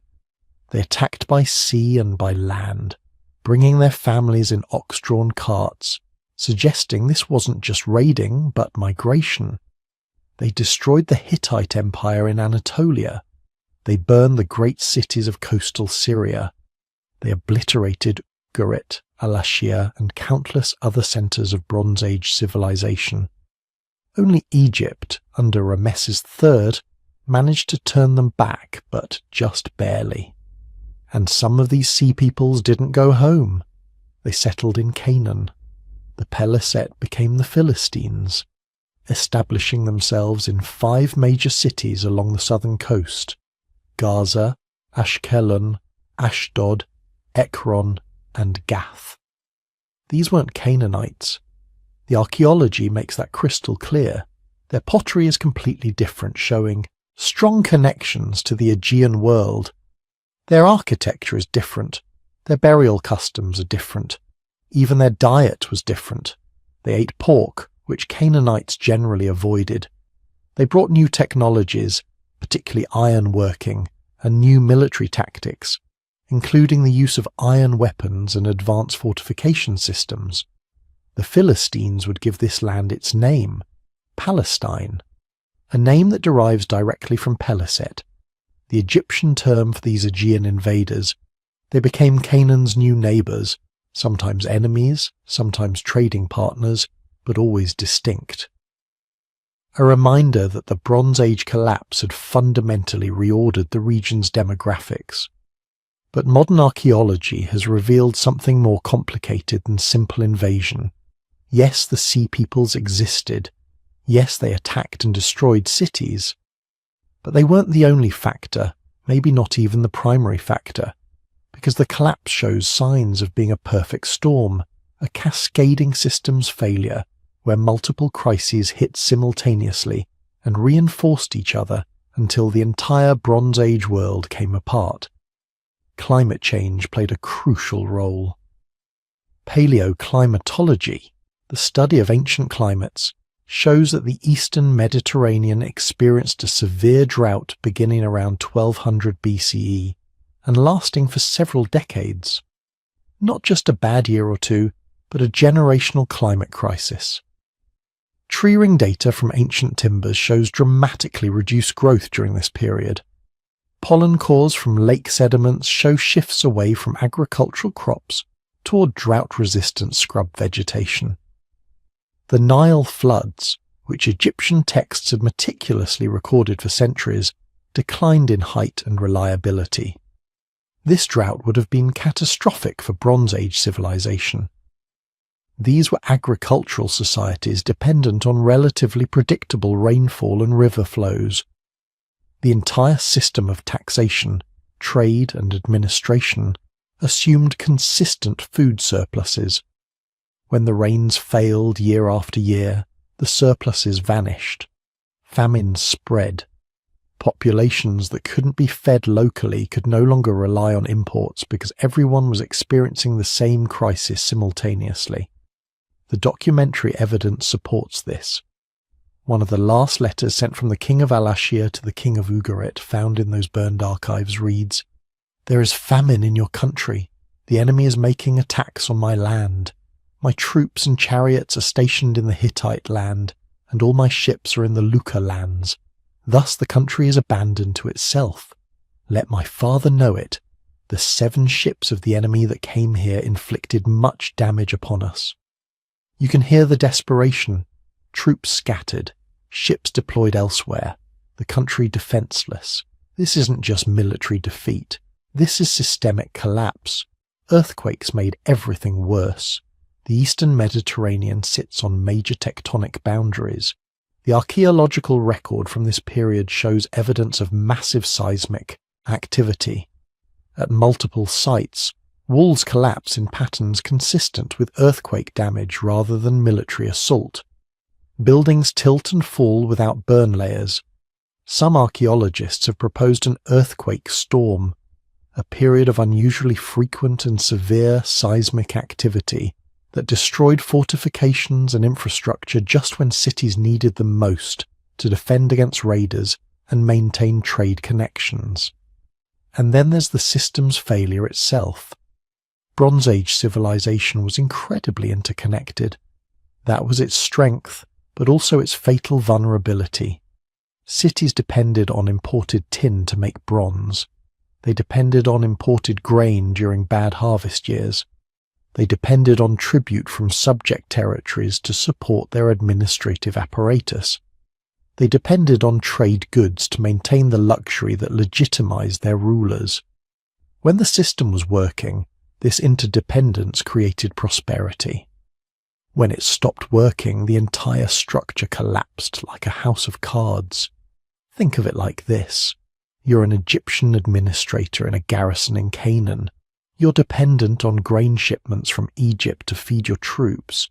But the Nile floods are failing, so Egypt needs all its grain domestically. Your garrison goes hungry.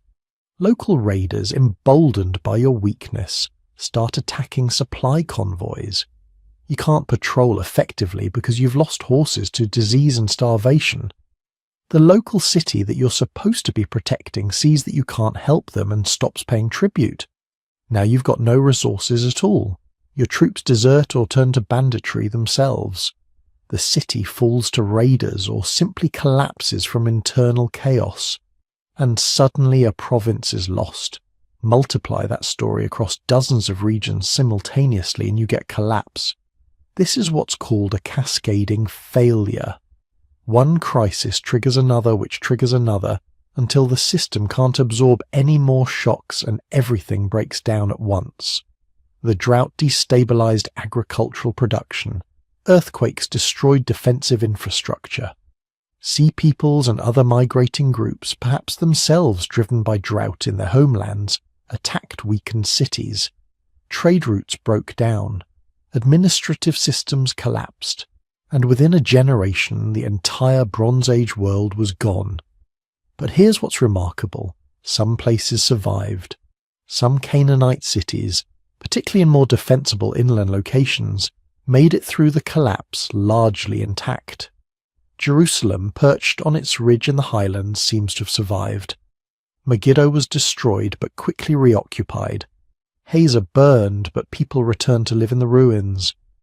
The Phoenician coastal cities, Tyre and Sidon and Byblos, not only survived but would eventually thrive again, becoming the great maritime civilization of the Iron Age. And Canaanite culture, that complex weave of religious traditions, artistic styles, language, and social practices that had developed over 2,000 years, didn't disappear. It adapted. It transformed. It found new expressions in new circumstances. The survivors of the collapse scattered into smaller settlements, living in harder times, carried forward the knowledge and practices of their ancestors. They remembered the gods. They maintained the linguistic traditions. They preserved the agricultural knowledge and craft techniques. The Bronze Age collapse destroyed the cities and the palaces, and the international networks that had sustained late Bronze Age civilization. But it didn't destroy the people or their culture. It just forced them to find new ways to survive in a world that had suddenly become much more dangerous and much less connected. From those survivors, living in the ruins of the Bronze Age world, new societies would eventually emerge. Societies that would carry forward elements of Canaanite culture even as they developed new identities and new ways of organizing themselves. The question is, who are those survivors and what would they become? Imagine hitting pause on the biblical story right before Joshua marches across the Jordan with trumpets and miracles and collapsing city walls. Freeze frame that. Now strip away everything that was written centuries later. No Joshua, no Moses, no 10 plagues, no parting seas. Just the land itself. Hills, valleys, small towns, terraced fields, shrines on hilltops, farmers herding goats and sheep. Now ask a blunt question. Where did the Israelites actually come from? If you only had the Bible, the answer would be simple. They were outsiders, escaped slaves from Egypt who invaded Canaan in a single generation, conquering city after city in a divinely sanctioned blitzkrieg. Clear, dramatic, cinematic. Archaeology tells a very different story. When we look in the dirt instead of the text, we don't see a foreign army sweeping in from the south. We don't see a sudden break between Canaanite and Israelite. What we see looks a lot more unsettling to traditional ideas. We see Canaanites slowly becoming something else. Around 1200 BCE, just as the Bronze Age collapse is ripping the old world order apart, something new starts appearing in the central highlands of Canaan, the hill country of what later texts will call Ephraim, Benjamin, Judah. Sparse, rocky lands that Egyptian officials mostly ignored, a kind of backwater, and in that backwater we find hundreds of new settlements, not cities, not fortresses, small villages, clusters of stone houses, terraces carved into the slopes to grow grain and olives, Cisterns dug into bedrock.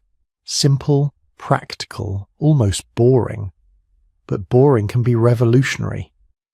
Before this period, those highlands are almost empty in the archaeological record.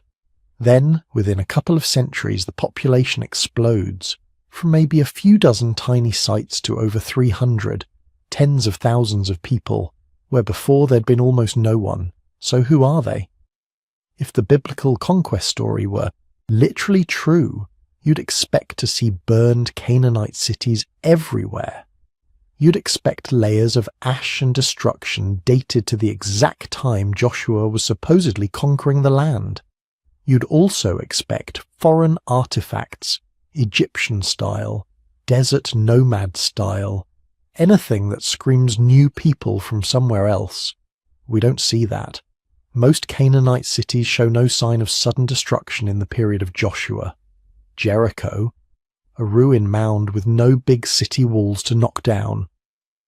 Ai, destroyed long before the supposed conquest and abandoned. Hazor does show a fiery end, but so do lots of cities during the chaos of the Bronze Age collapse. The pattern looks like general regional turmoil, not one unified military campaign. And those new highland villages, their pottery, their house styles, their tools, they're not foreign, they're Canaanite. Slightly simplified, slightly poorer, but clearly descended from the same local traditions that had been there for centuries. So archaeology points to a jarring conclusion. The earliest Israelites weren't an outside force conquering Canaan. They were Canaanites, already living in the land, reorganizing their lives in a chaotic age. We actually have the first historical mention of them from an enemy's point of view, an inscription carved into stone in Egypt, around 1208 BCE, under Pharaoh Meneptah, son of Rameses Tekel. It's called the Meneptah Stele. Most of the stele is the usual royal propaganda. I beat these people, I crush those rebels, Egypt is awesome. Meneptah lists his victories in Canaan, places like Ashkelon, Giza, Yanoam, each city marked with the hieroglyphic sign for city-state. Then, in the middle of all that, a different kind of name. Israel is laid waste, his seed is no more. And this time the scribes don't use the city sign. They use the determinative for people, a group, not a location. To Egyptian bureaucrats, Israel isn't a city or a kingdom. It's a people living somewhere in Canaan's highlands. So by 1208 BCE, something called Israel already exists inside Canaan, not in Egypt, not across the Jordan, in the land itself. But what does Israel mean at this point? Is it a tribe? A loose coalition? A label for certain highland communities with a shared identity? The stele doesn't say. It just tells us three crucial things.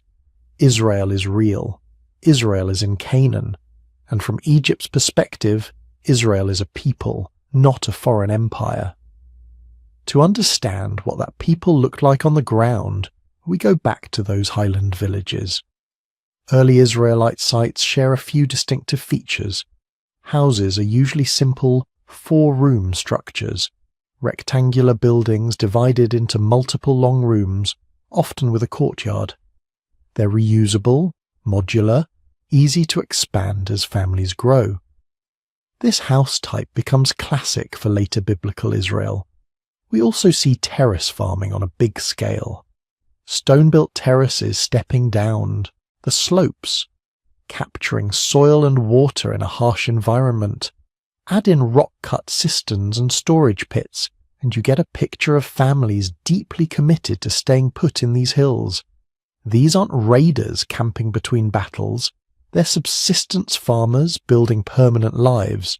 Their pottery is unpretentious, mostly local, handmade or simply wheel-finished, following Canaanite shapes, but with fewer luxury imports.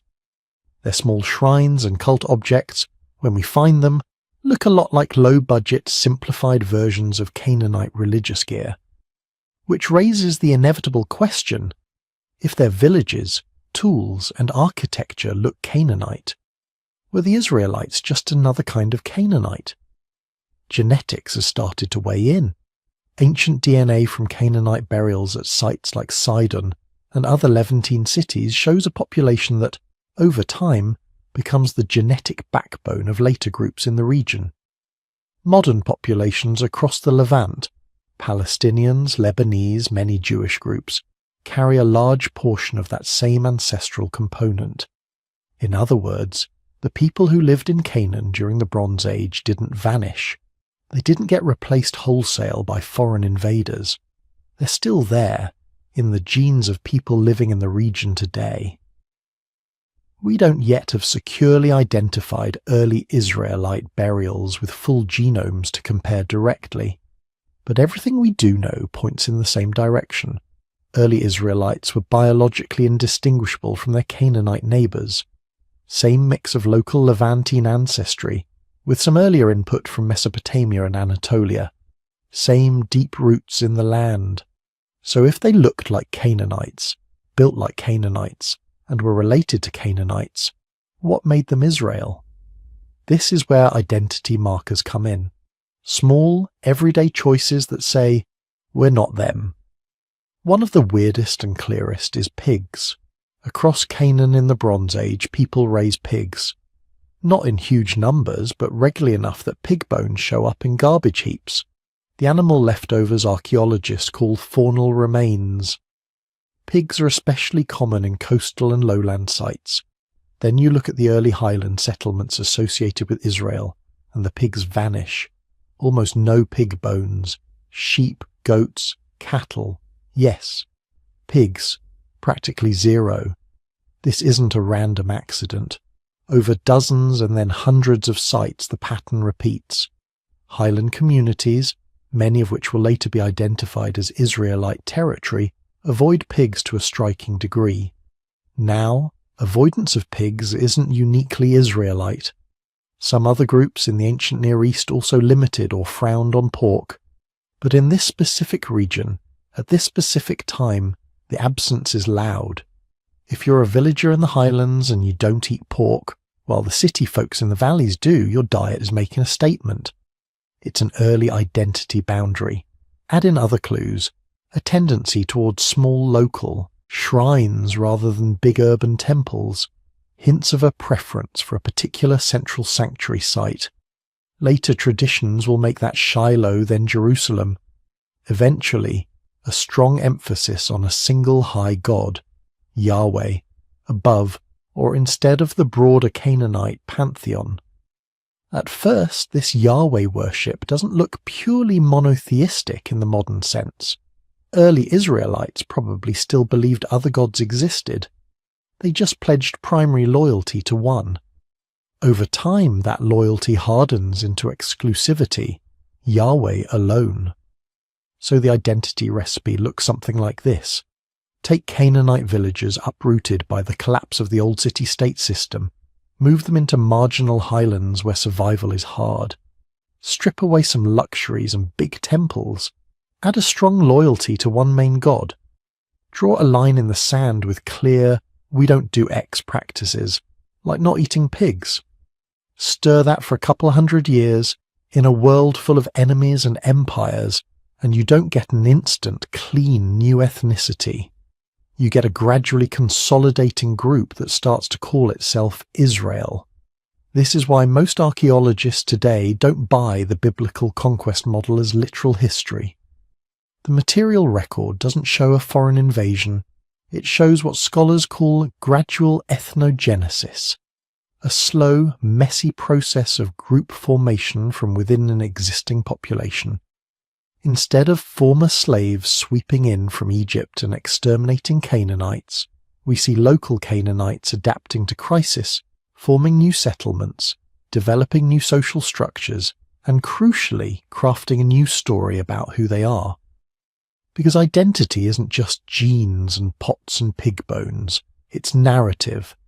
Centuries after these villages are founded, after small hill clans have grown into kingdoms called Israel and Judah, scribes begin writing, compiling, editing the stories that will become the Hebrew Bible. By then the political situation has changed dramatically. Empires like Assyria and Babylon loom over the region.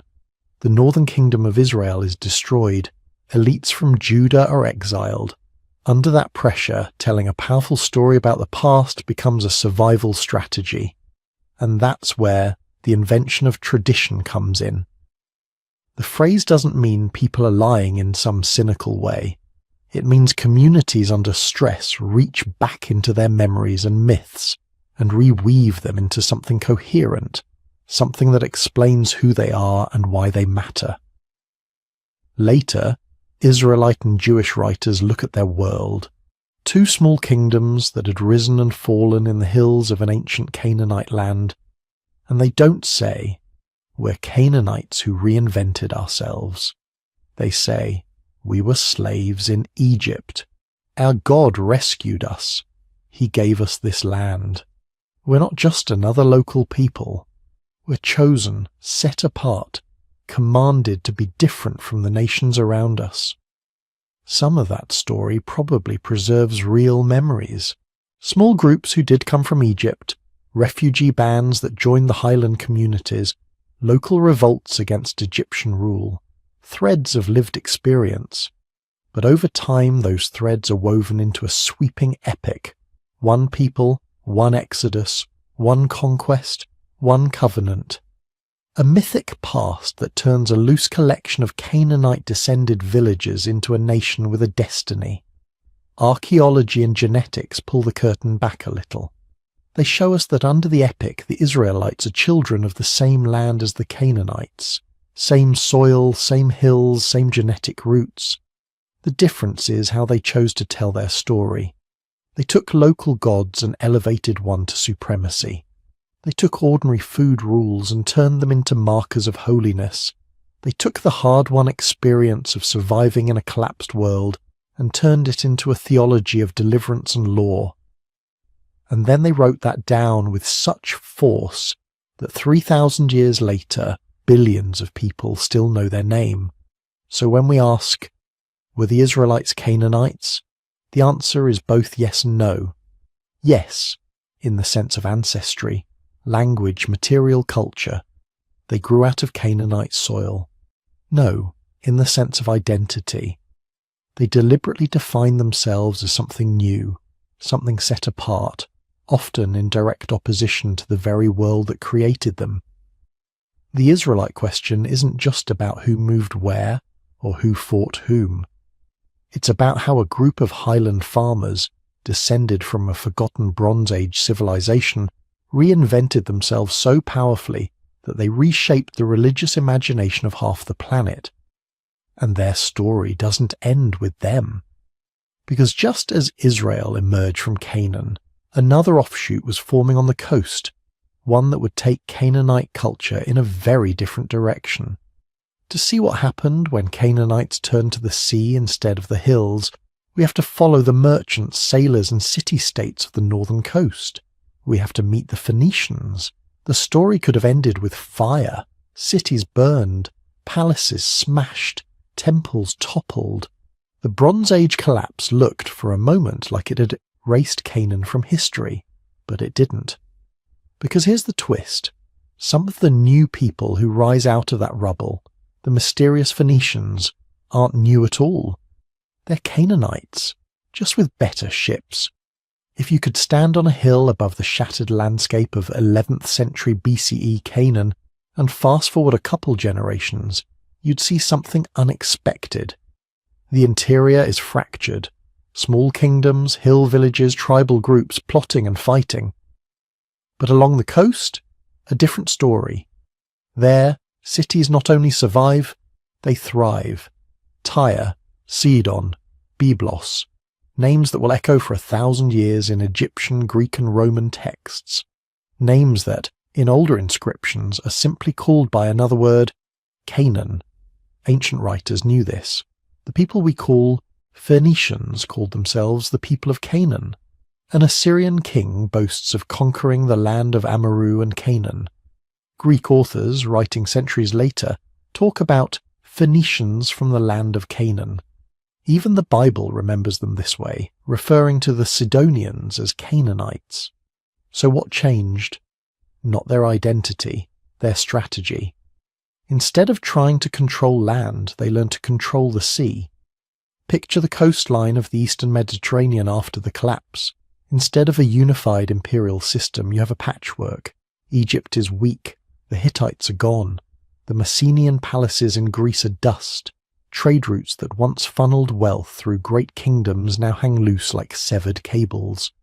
The Canaanite cities on the coast grab those cables and start weaving them together.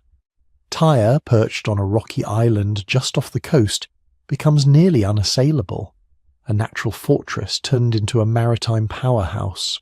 Sidon, a little to the north, builds fleets and workshops, sending ships east, west, and south, following every coastline they can find. Byblos, already ancient even by Bronze Age standards, doubles down on its old specialty, timber trade. For 1,000 years, Egyptians had come here for cedar wood to build ships and temples. Now, with the old system gone, Byblos doesn't fade. It adapts. It becomes a key link in a new Canaanite-run network. From the deck of a Phoenician ship, the world looks very different. You're no longer thinking in kingdoms and borders. You're thinking in harbours and headlands, wind patterns and currents, months-long journeys stitched together by memory and rumour. And that shift, from land to sea, from empire to network, turns a battered corner of Canaan into the Silicon Valley of the Iron Age. Their secret weapon wasn't just ships, it was information. For centuries, Canaanite scribes had used cuneiform, the wedge-shaped writing system inherited from Mesopotamia. Powerful, flexible, and ridiculously complicated. Hundreds of signs, years of training. Writing was a specialist game. Somewhere in late Bronze Age Canaan, scribes started cheating. They noticed something obvious but revolutionary. You don't need a symbol for every word or every idea or every syllable. You just need a symbol for each sound. Take the sound B, draw a little picture of a bet, a house, and let that picture stand not for house, but for the sound B. Do the same for a gimel, a camel, dalet, a door, and so on, until you've got a whole set of signs for sounds. Consonants lined up like a code. You've just invented an alphabet. We first see this in what scholars call Proto-Canaanite, or early alphabetic inscriptions, scratched on pottery and rock in the highlands and along the coast. Not many, not fancy, but enough to prove the idea was there long before the Greeks ever dreamed of letters. The Phoenicians take that idea and weaponize it. They standardize the script, trim it to 22 characters, and start using it everywhere. Shipping labels, contracts, temple dedications, trade deals. Suddenly, writing isn't a priestly superpower anymore. It's a merchant's tool. If you can teach a teenager to carve 22 signs, you can teach them to track cargo, sign agreements, copy letters. Literacy spreads, not universally, not democratically, but far wider than before. On a Phoenician quay, a rough dock worker might not be fully literate, but he can probably recognize the mark for his city, his employer, his shipment. Now follow the ships, north and west to Cyprus, onwards to the Greek Aegean, across to Sicily, Sardinia, Spain. Everywhere the Phoenicians go, their script follows, carved on pottery, metal, stone. Greek traders see these signs and copy them, but with a twist. The Phoenician script only wrote consonants. Vowels were assumed. Greek, with its different structure, needed vowels on paper. So they borrow some Phoenician letters they don't need for consonants, aleph, he, yod, ayin, and repurpose them as A, E, I, O. From there, the chain is straightforward. Canaanite, Phoenician, Greek, Latin, English. Every time you write your name, every time you type a username, every time you read a street sign, you're handling the fossilized bones of a Canaanite invention. You don't speak their language, you don't worship their gods, but you write with their ghosts. Of course, script isn't the only thing flowing out of those ports. Imagine opening a crate in some dusty palace warehouse in Assyria or Greece. Inside, tight bundles of deep purple cloth, the colour so dark it's almost black, shimmering with a reddish sheen when the light hits it. This is Tyrian purple, the most coveted dye in the ancient world.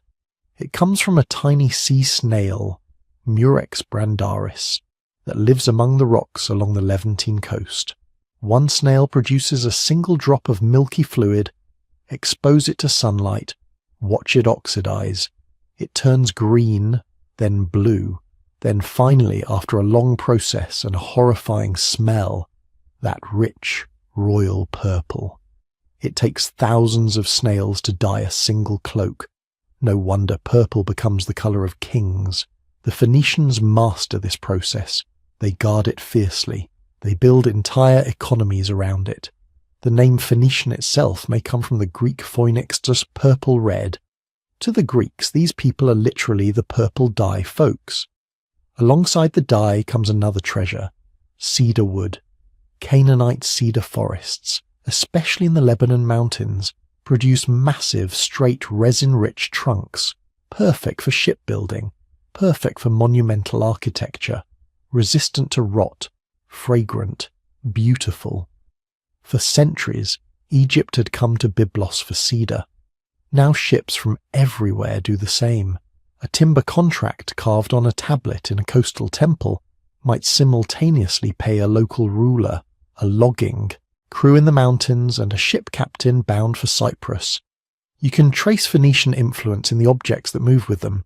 Intricate metalwork, glass beads and vessels, carved ivory, elaborate jewellery. But beneath all the luxury, the real commodity is connectivity.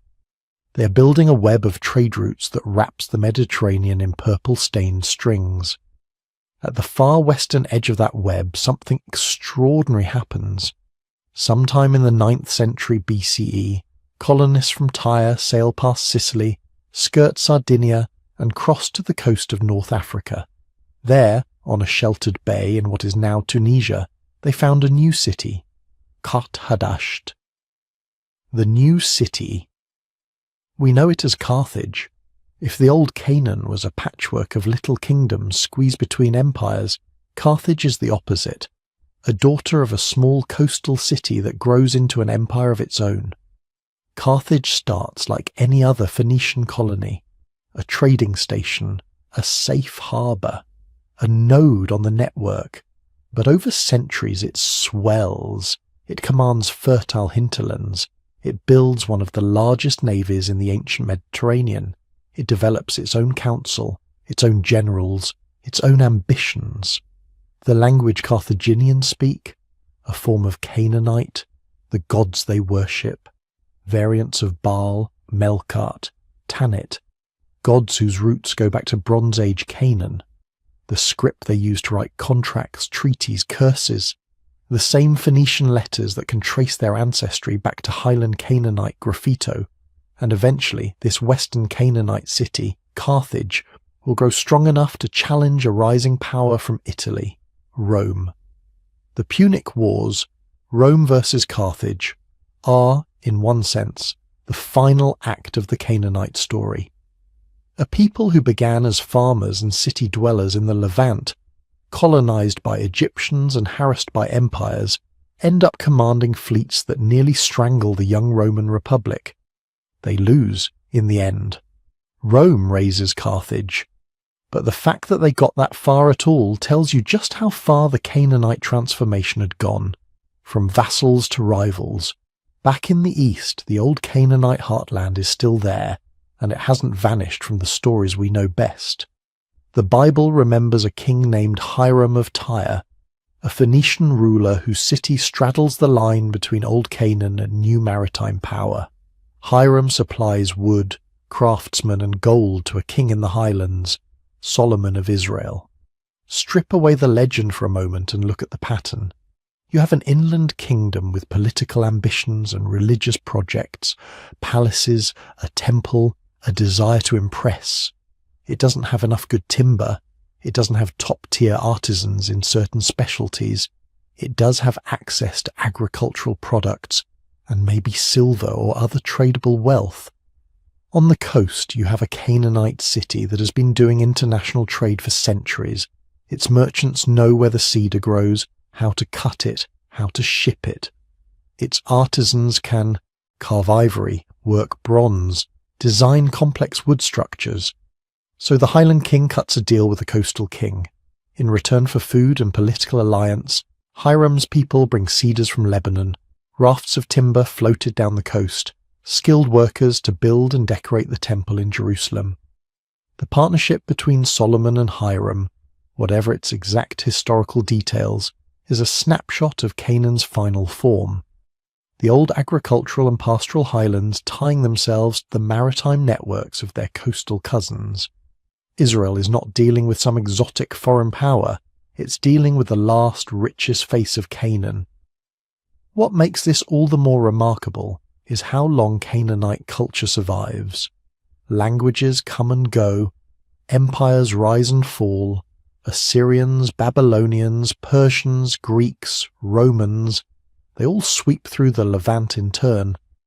But Canaanite in various dialects hangs on stubbornly. By the time of the Neo-Assyrian Empire, Phoenician inscriptions are still being carved across the Mediterranean. In Carthage, Punic, a descendant of Canaanite, is spoken and written well into the Roman period. Latin writers in the 1st century CE complain that local peasants in North Africa are still speaking Punic. Canaanite religion lingers too, even as it changes. The gods get new names, new combinations. Baal of this city, Melkart of that one, Astarte, Tanit. In Greek and Roman texts, they're equated with Zeus, Heracles, Aphrodite. But beneath the translation, old patterns survive: storm gods, sea gods, fertility goddesses, protective city deities. Temple rituals continue on coastal heights and island harbours long after the inland Canaanite cults mentioned in the Bible have faded. Even when Roman emperors dedicate temples in Byblos or Berytus, they sometimes choose sites that had been sacred since the Bronze Age. Customs persist as well.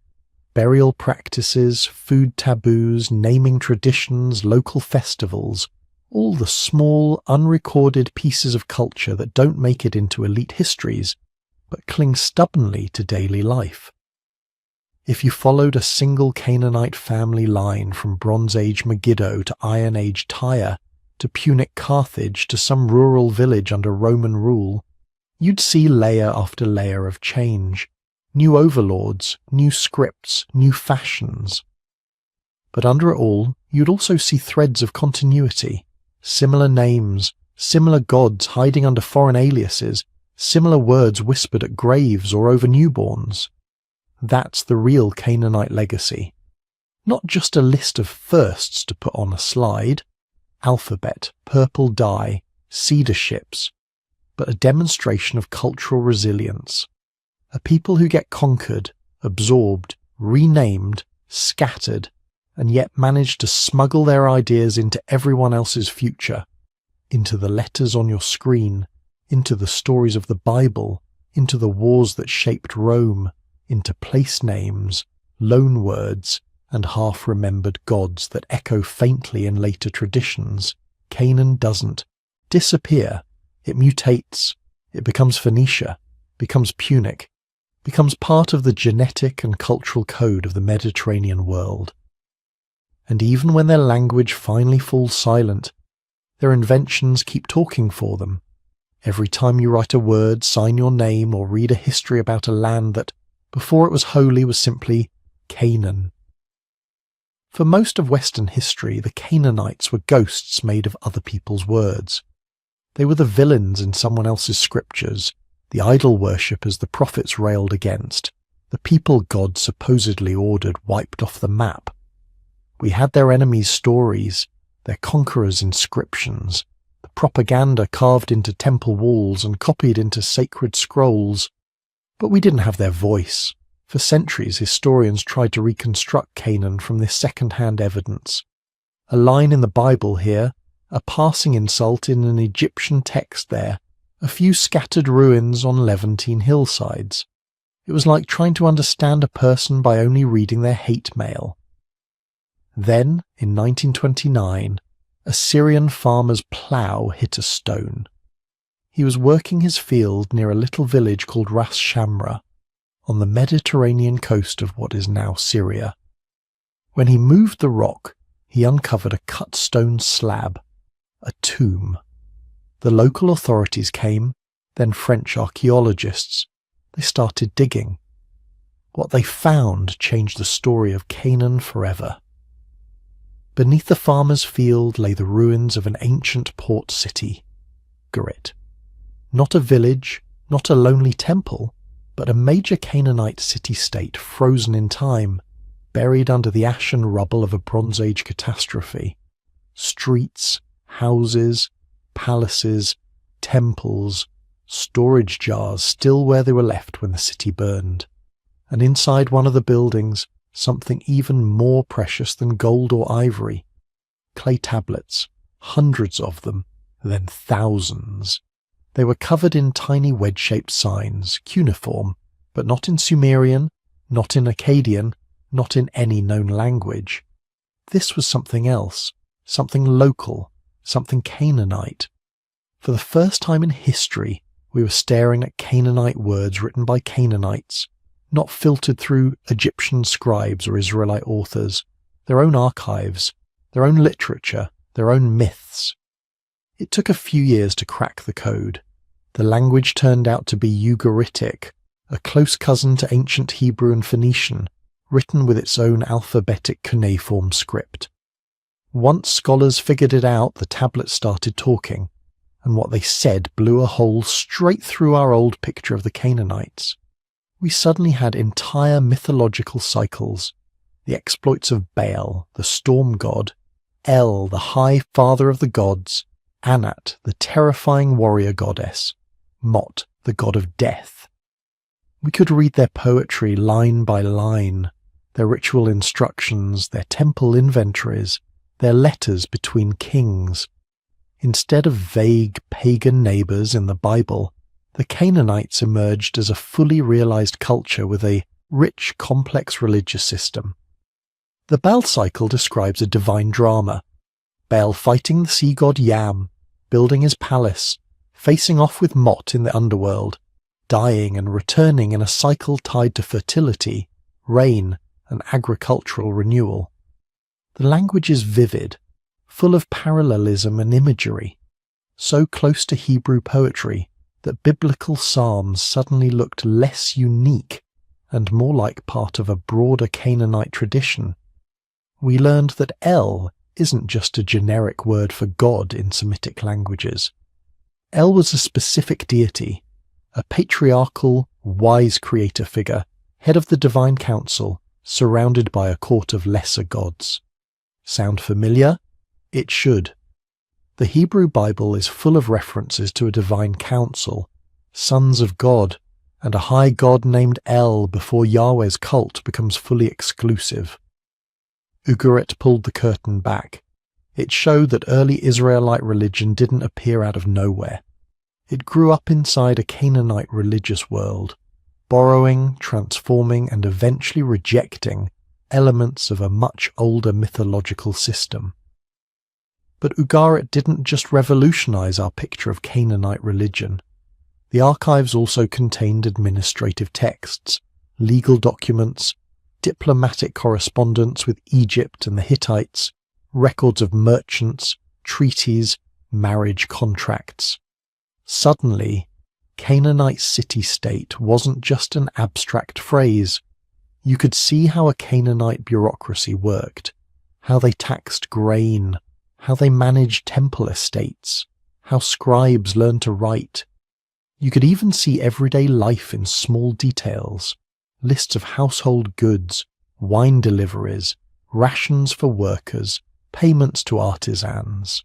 A living city, mid-sentence, cut off by the Bronze Age collapse and preserved for 3,000 years. This was the first big crack in the old biblical caricature. The second crack came not from the ground, but from inside the bones of the people who once lived there. Fast forward to 2017, a team of geneticists publishes a study that makes headlines around the world. They've managed to sequence DNA from Bronze Age skeletons buried in what is now Lebanon, in the ancient Canaanite city of Sidon. Then they compare that ancient DNA to modern populations in the region, especially present-day Lebanese. The result is staggering. On average, modern Lebanese people derive about 93% of their ancestry from those Bronze Age Canaanites. Not a distant cousin relationship, not a small genetic echo, direct continuity.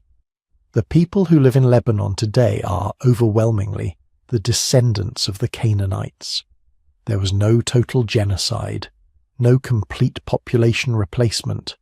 No, they were wiped off the face of the earth in any literal biological sense. The Bible's conquest narratives, those dramatic stories in Joshua about the Canaanites being utterly destroyed, turn out to be theology, ideology, national myth-making. Powerful stories, yes, but not eyewitness war reporting. Archaeology had already been hinting at this for decades. The layers of destruction that should line up with a sudden Israelite invasion, they mostly aren't there. Canaanite cities show evidence of gradual change, local continuity, occasional destruction often tied to Egyptian wars or broader regional upheavals, not a single sweeping, divinely mandated extermination. Now genetics slammed the point home. The Canaanites didn't vanish. They changed languages, they changed religions, they married newcomers. They survived Assyria, Babylon, Persia, Rome, the Caliphates, the Crusaders, the Ottomans.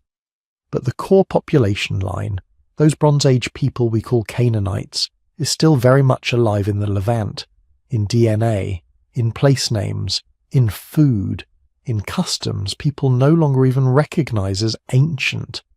So how do we actually know all this? How do archaeologists go from pottery shards and stone walls to sweeping claims about culture, religion and ancestry? It's not guesswork, it's a toolbox. First, there's excavation itself. Sites like Megiddo, Hazor, Lachish, Byblos, Tyre, Sidon, and dozens more have been dug in layers, carefully recorded decade after decade. Each layer is a time slice. You can see what people were building, what they were eating, how they were trading, what they were worshipping in a given century. Pottery is crucial. Ceramic styles change over time, like fashion trends. Learn the sequence and you can date a layer almost at a glance. In Canaan you can track shifts from early bronze to middle bronze to late bronze to Iron Age just by the shapes, decorations and manufacturing techniques of pottery. Then there are inscriptions. Not just the Ugaritic texts, but Phoenician inscriptions, early alphabetic graffiti, Egyptian records mentioning Canaanite cities and rulers, Akkadian tablets from Mari and Amana that talk about Canaanite politics, letters from Canaanite kings complaining about their neighbours, begging Pharaoh for help, or plotting behind each other's backs. Put these sources together and you get a three-dimensional picture. What people built, what they wrote, what they believed, and how outsiders saw them. On top of that, modern archaeology brings in science, radiocarbon dating to anchor chronologies, isotope analysis of teeth to see where individuals grew up and whether they migrated, residue analysis inside jars to figure out what they stored, wine, olive oil, resins, perfumes, zooarchaeology to reconstruct diets and animal economies, paleoethnobotany to see what crops were grown and how landscapes were managed, and increasingly ancient DNA. Those 2017 results from Sidon won't be the last word. New studies are sampling more sites, more time periods, more regions, the southern Levant, inland valleys, highland villages, coastal ports. Each genome adds a pixel to the picture of how Canaanite populations formed, mixed, and changed. Already we're seeing patterns. a deep Near Eastern ancestry going back to Neolithic, farmers, inputs from the north and east tied to movements of people from Anatolia and Mesopotamia. Later, a smaller steppe-related component that shows up in the late Bronze and Iron Ages, likely linked to the same broader population shifts that affected much of Eurasia. But through it all, a striking continuity. The people of Bronze Age Canaan were not a brief blip. They're a major enduring strand in the genetic tapestry of the modern Levant, and the discoveries haven't stopped. Right now, as you watch this, excavators are brushing dust off a Canaanite wall somewhere, under a modern apartment block in Beirut, under an olive grove in Israel, under a street in Sidon. Layers of Canaanite life are still being uncovered.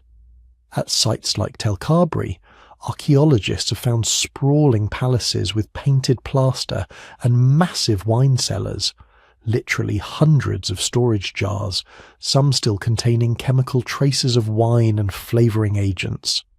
At Tel Hazor, the largest Canaanite city in the southern Levant, ongoing digs keep revealing more of its monumental architecture and destruction layers, adding detail to the city's rise and fall. In the north, continued work at Ras Shamra, Ugarit and nearby sites keeps turning up new tablets, new texts, new pieces of the Canaanite literary and religious puzzle.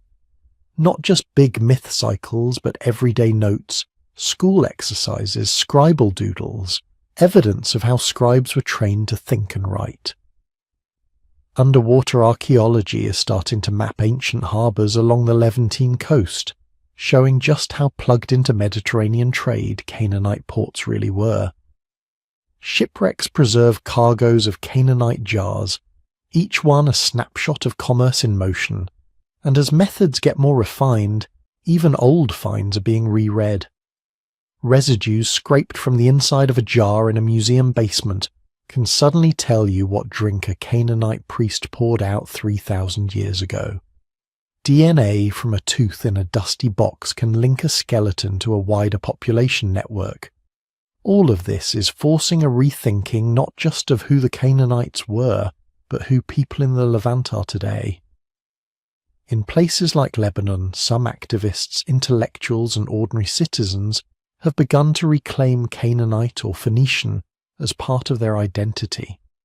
For some, it's a way of emphasizing deep roots that predate modern religious and national divisions.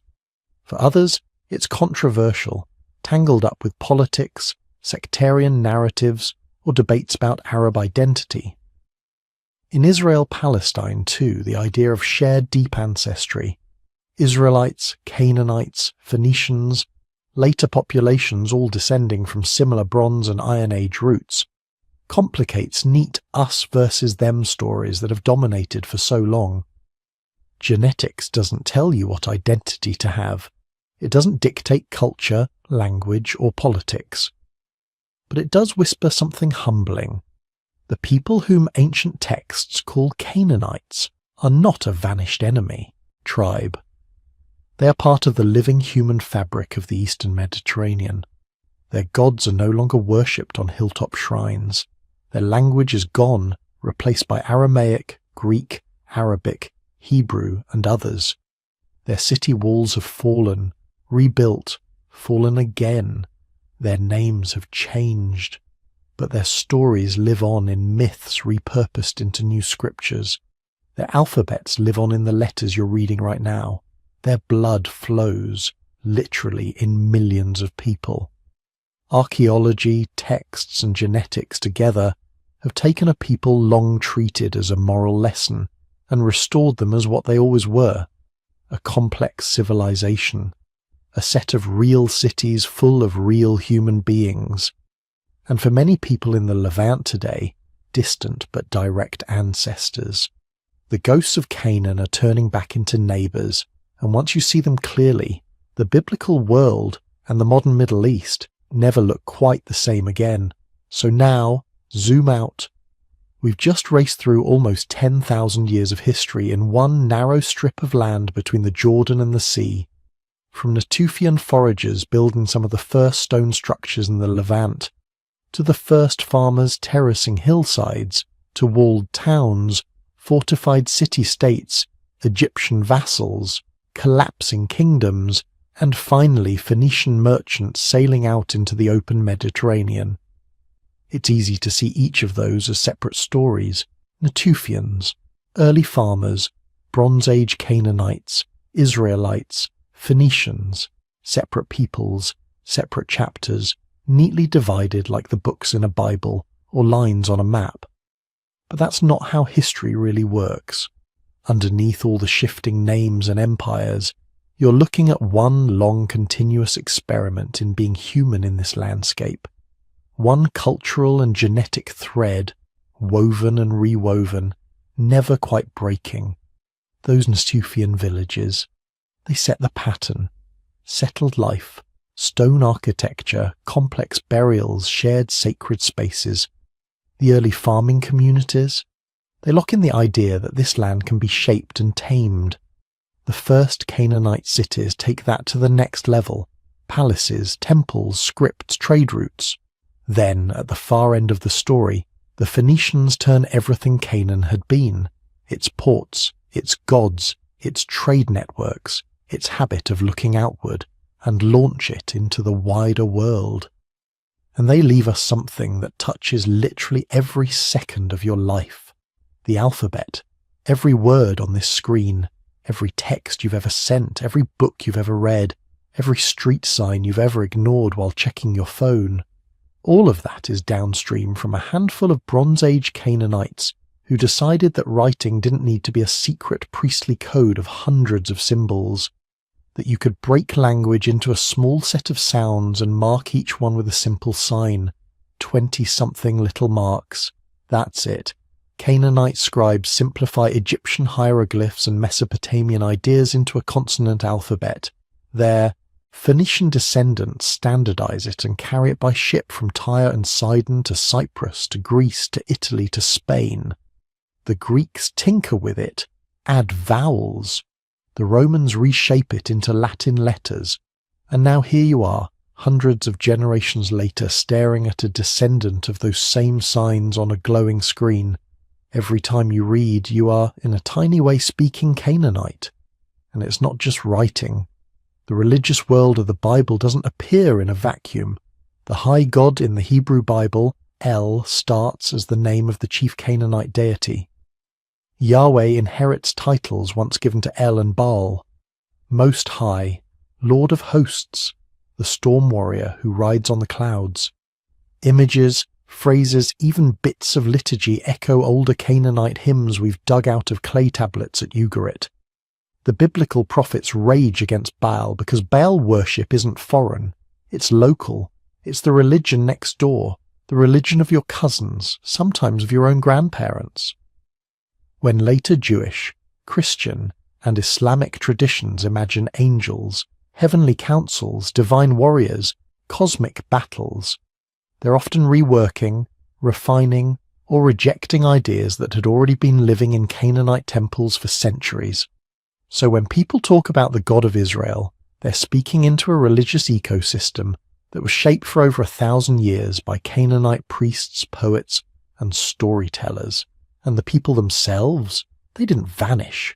There is no moment where the Canaanites just stop. No clean line where Canaanite flips into Israelite or Phoenician or Aramaean.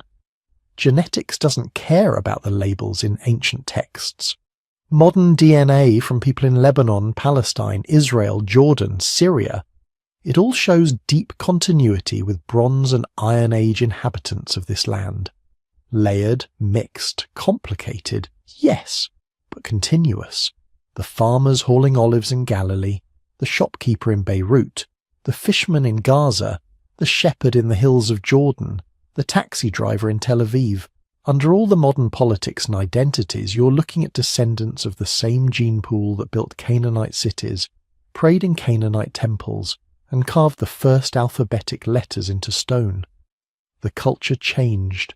The languages shifted. New gods came in. Old gods were demonized. Borders were redrawn 1,000 times. But the people never actually disappeared. They're still here. If you've stayed with this journey all the way to the end, I want to hear from you.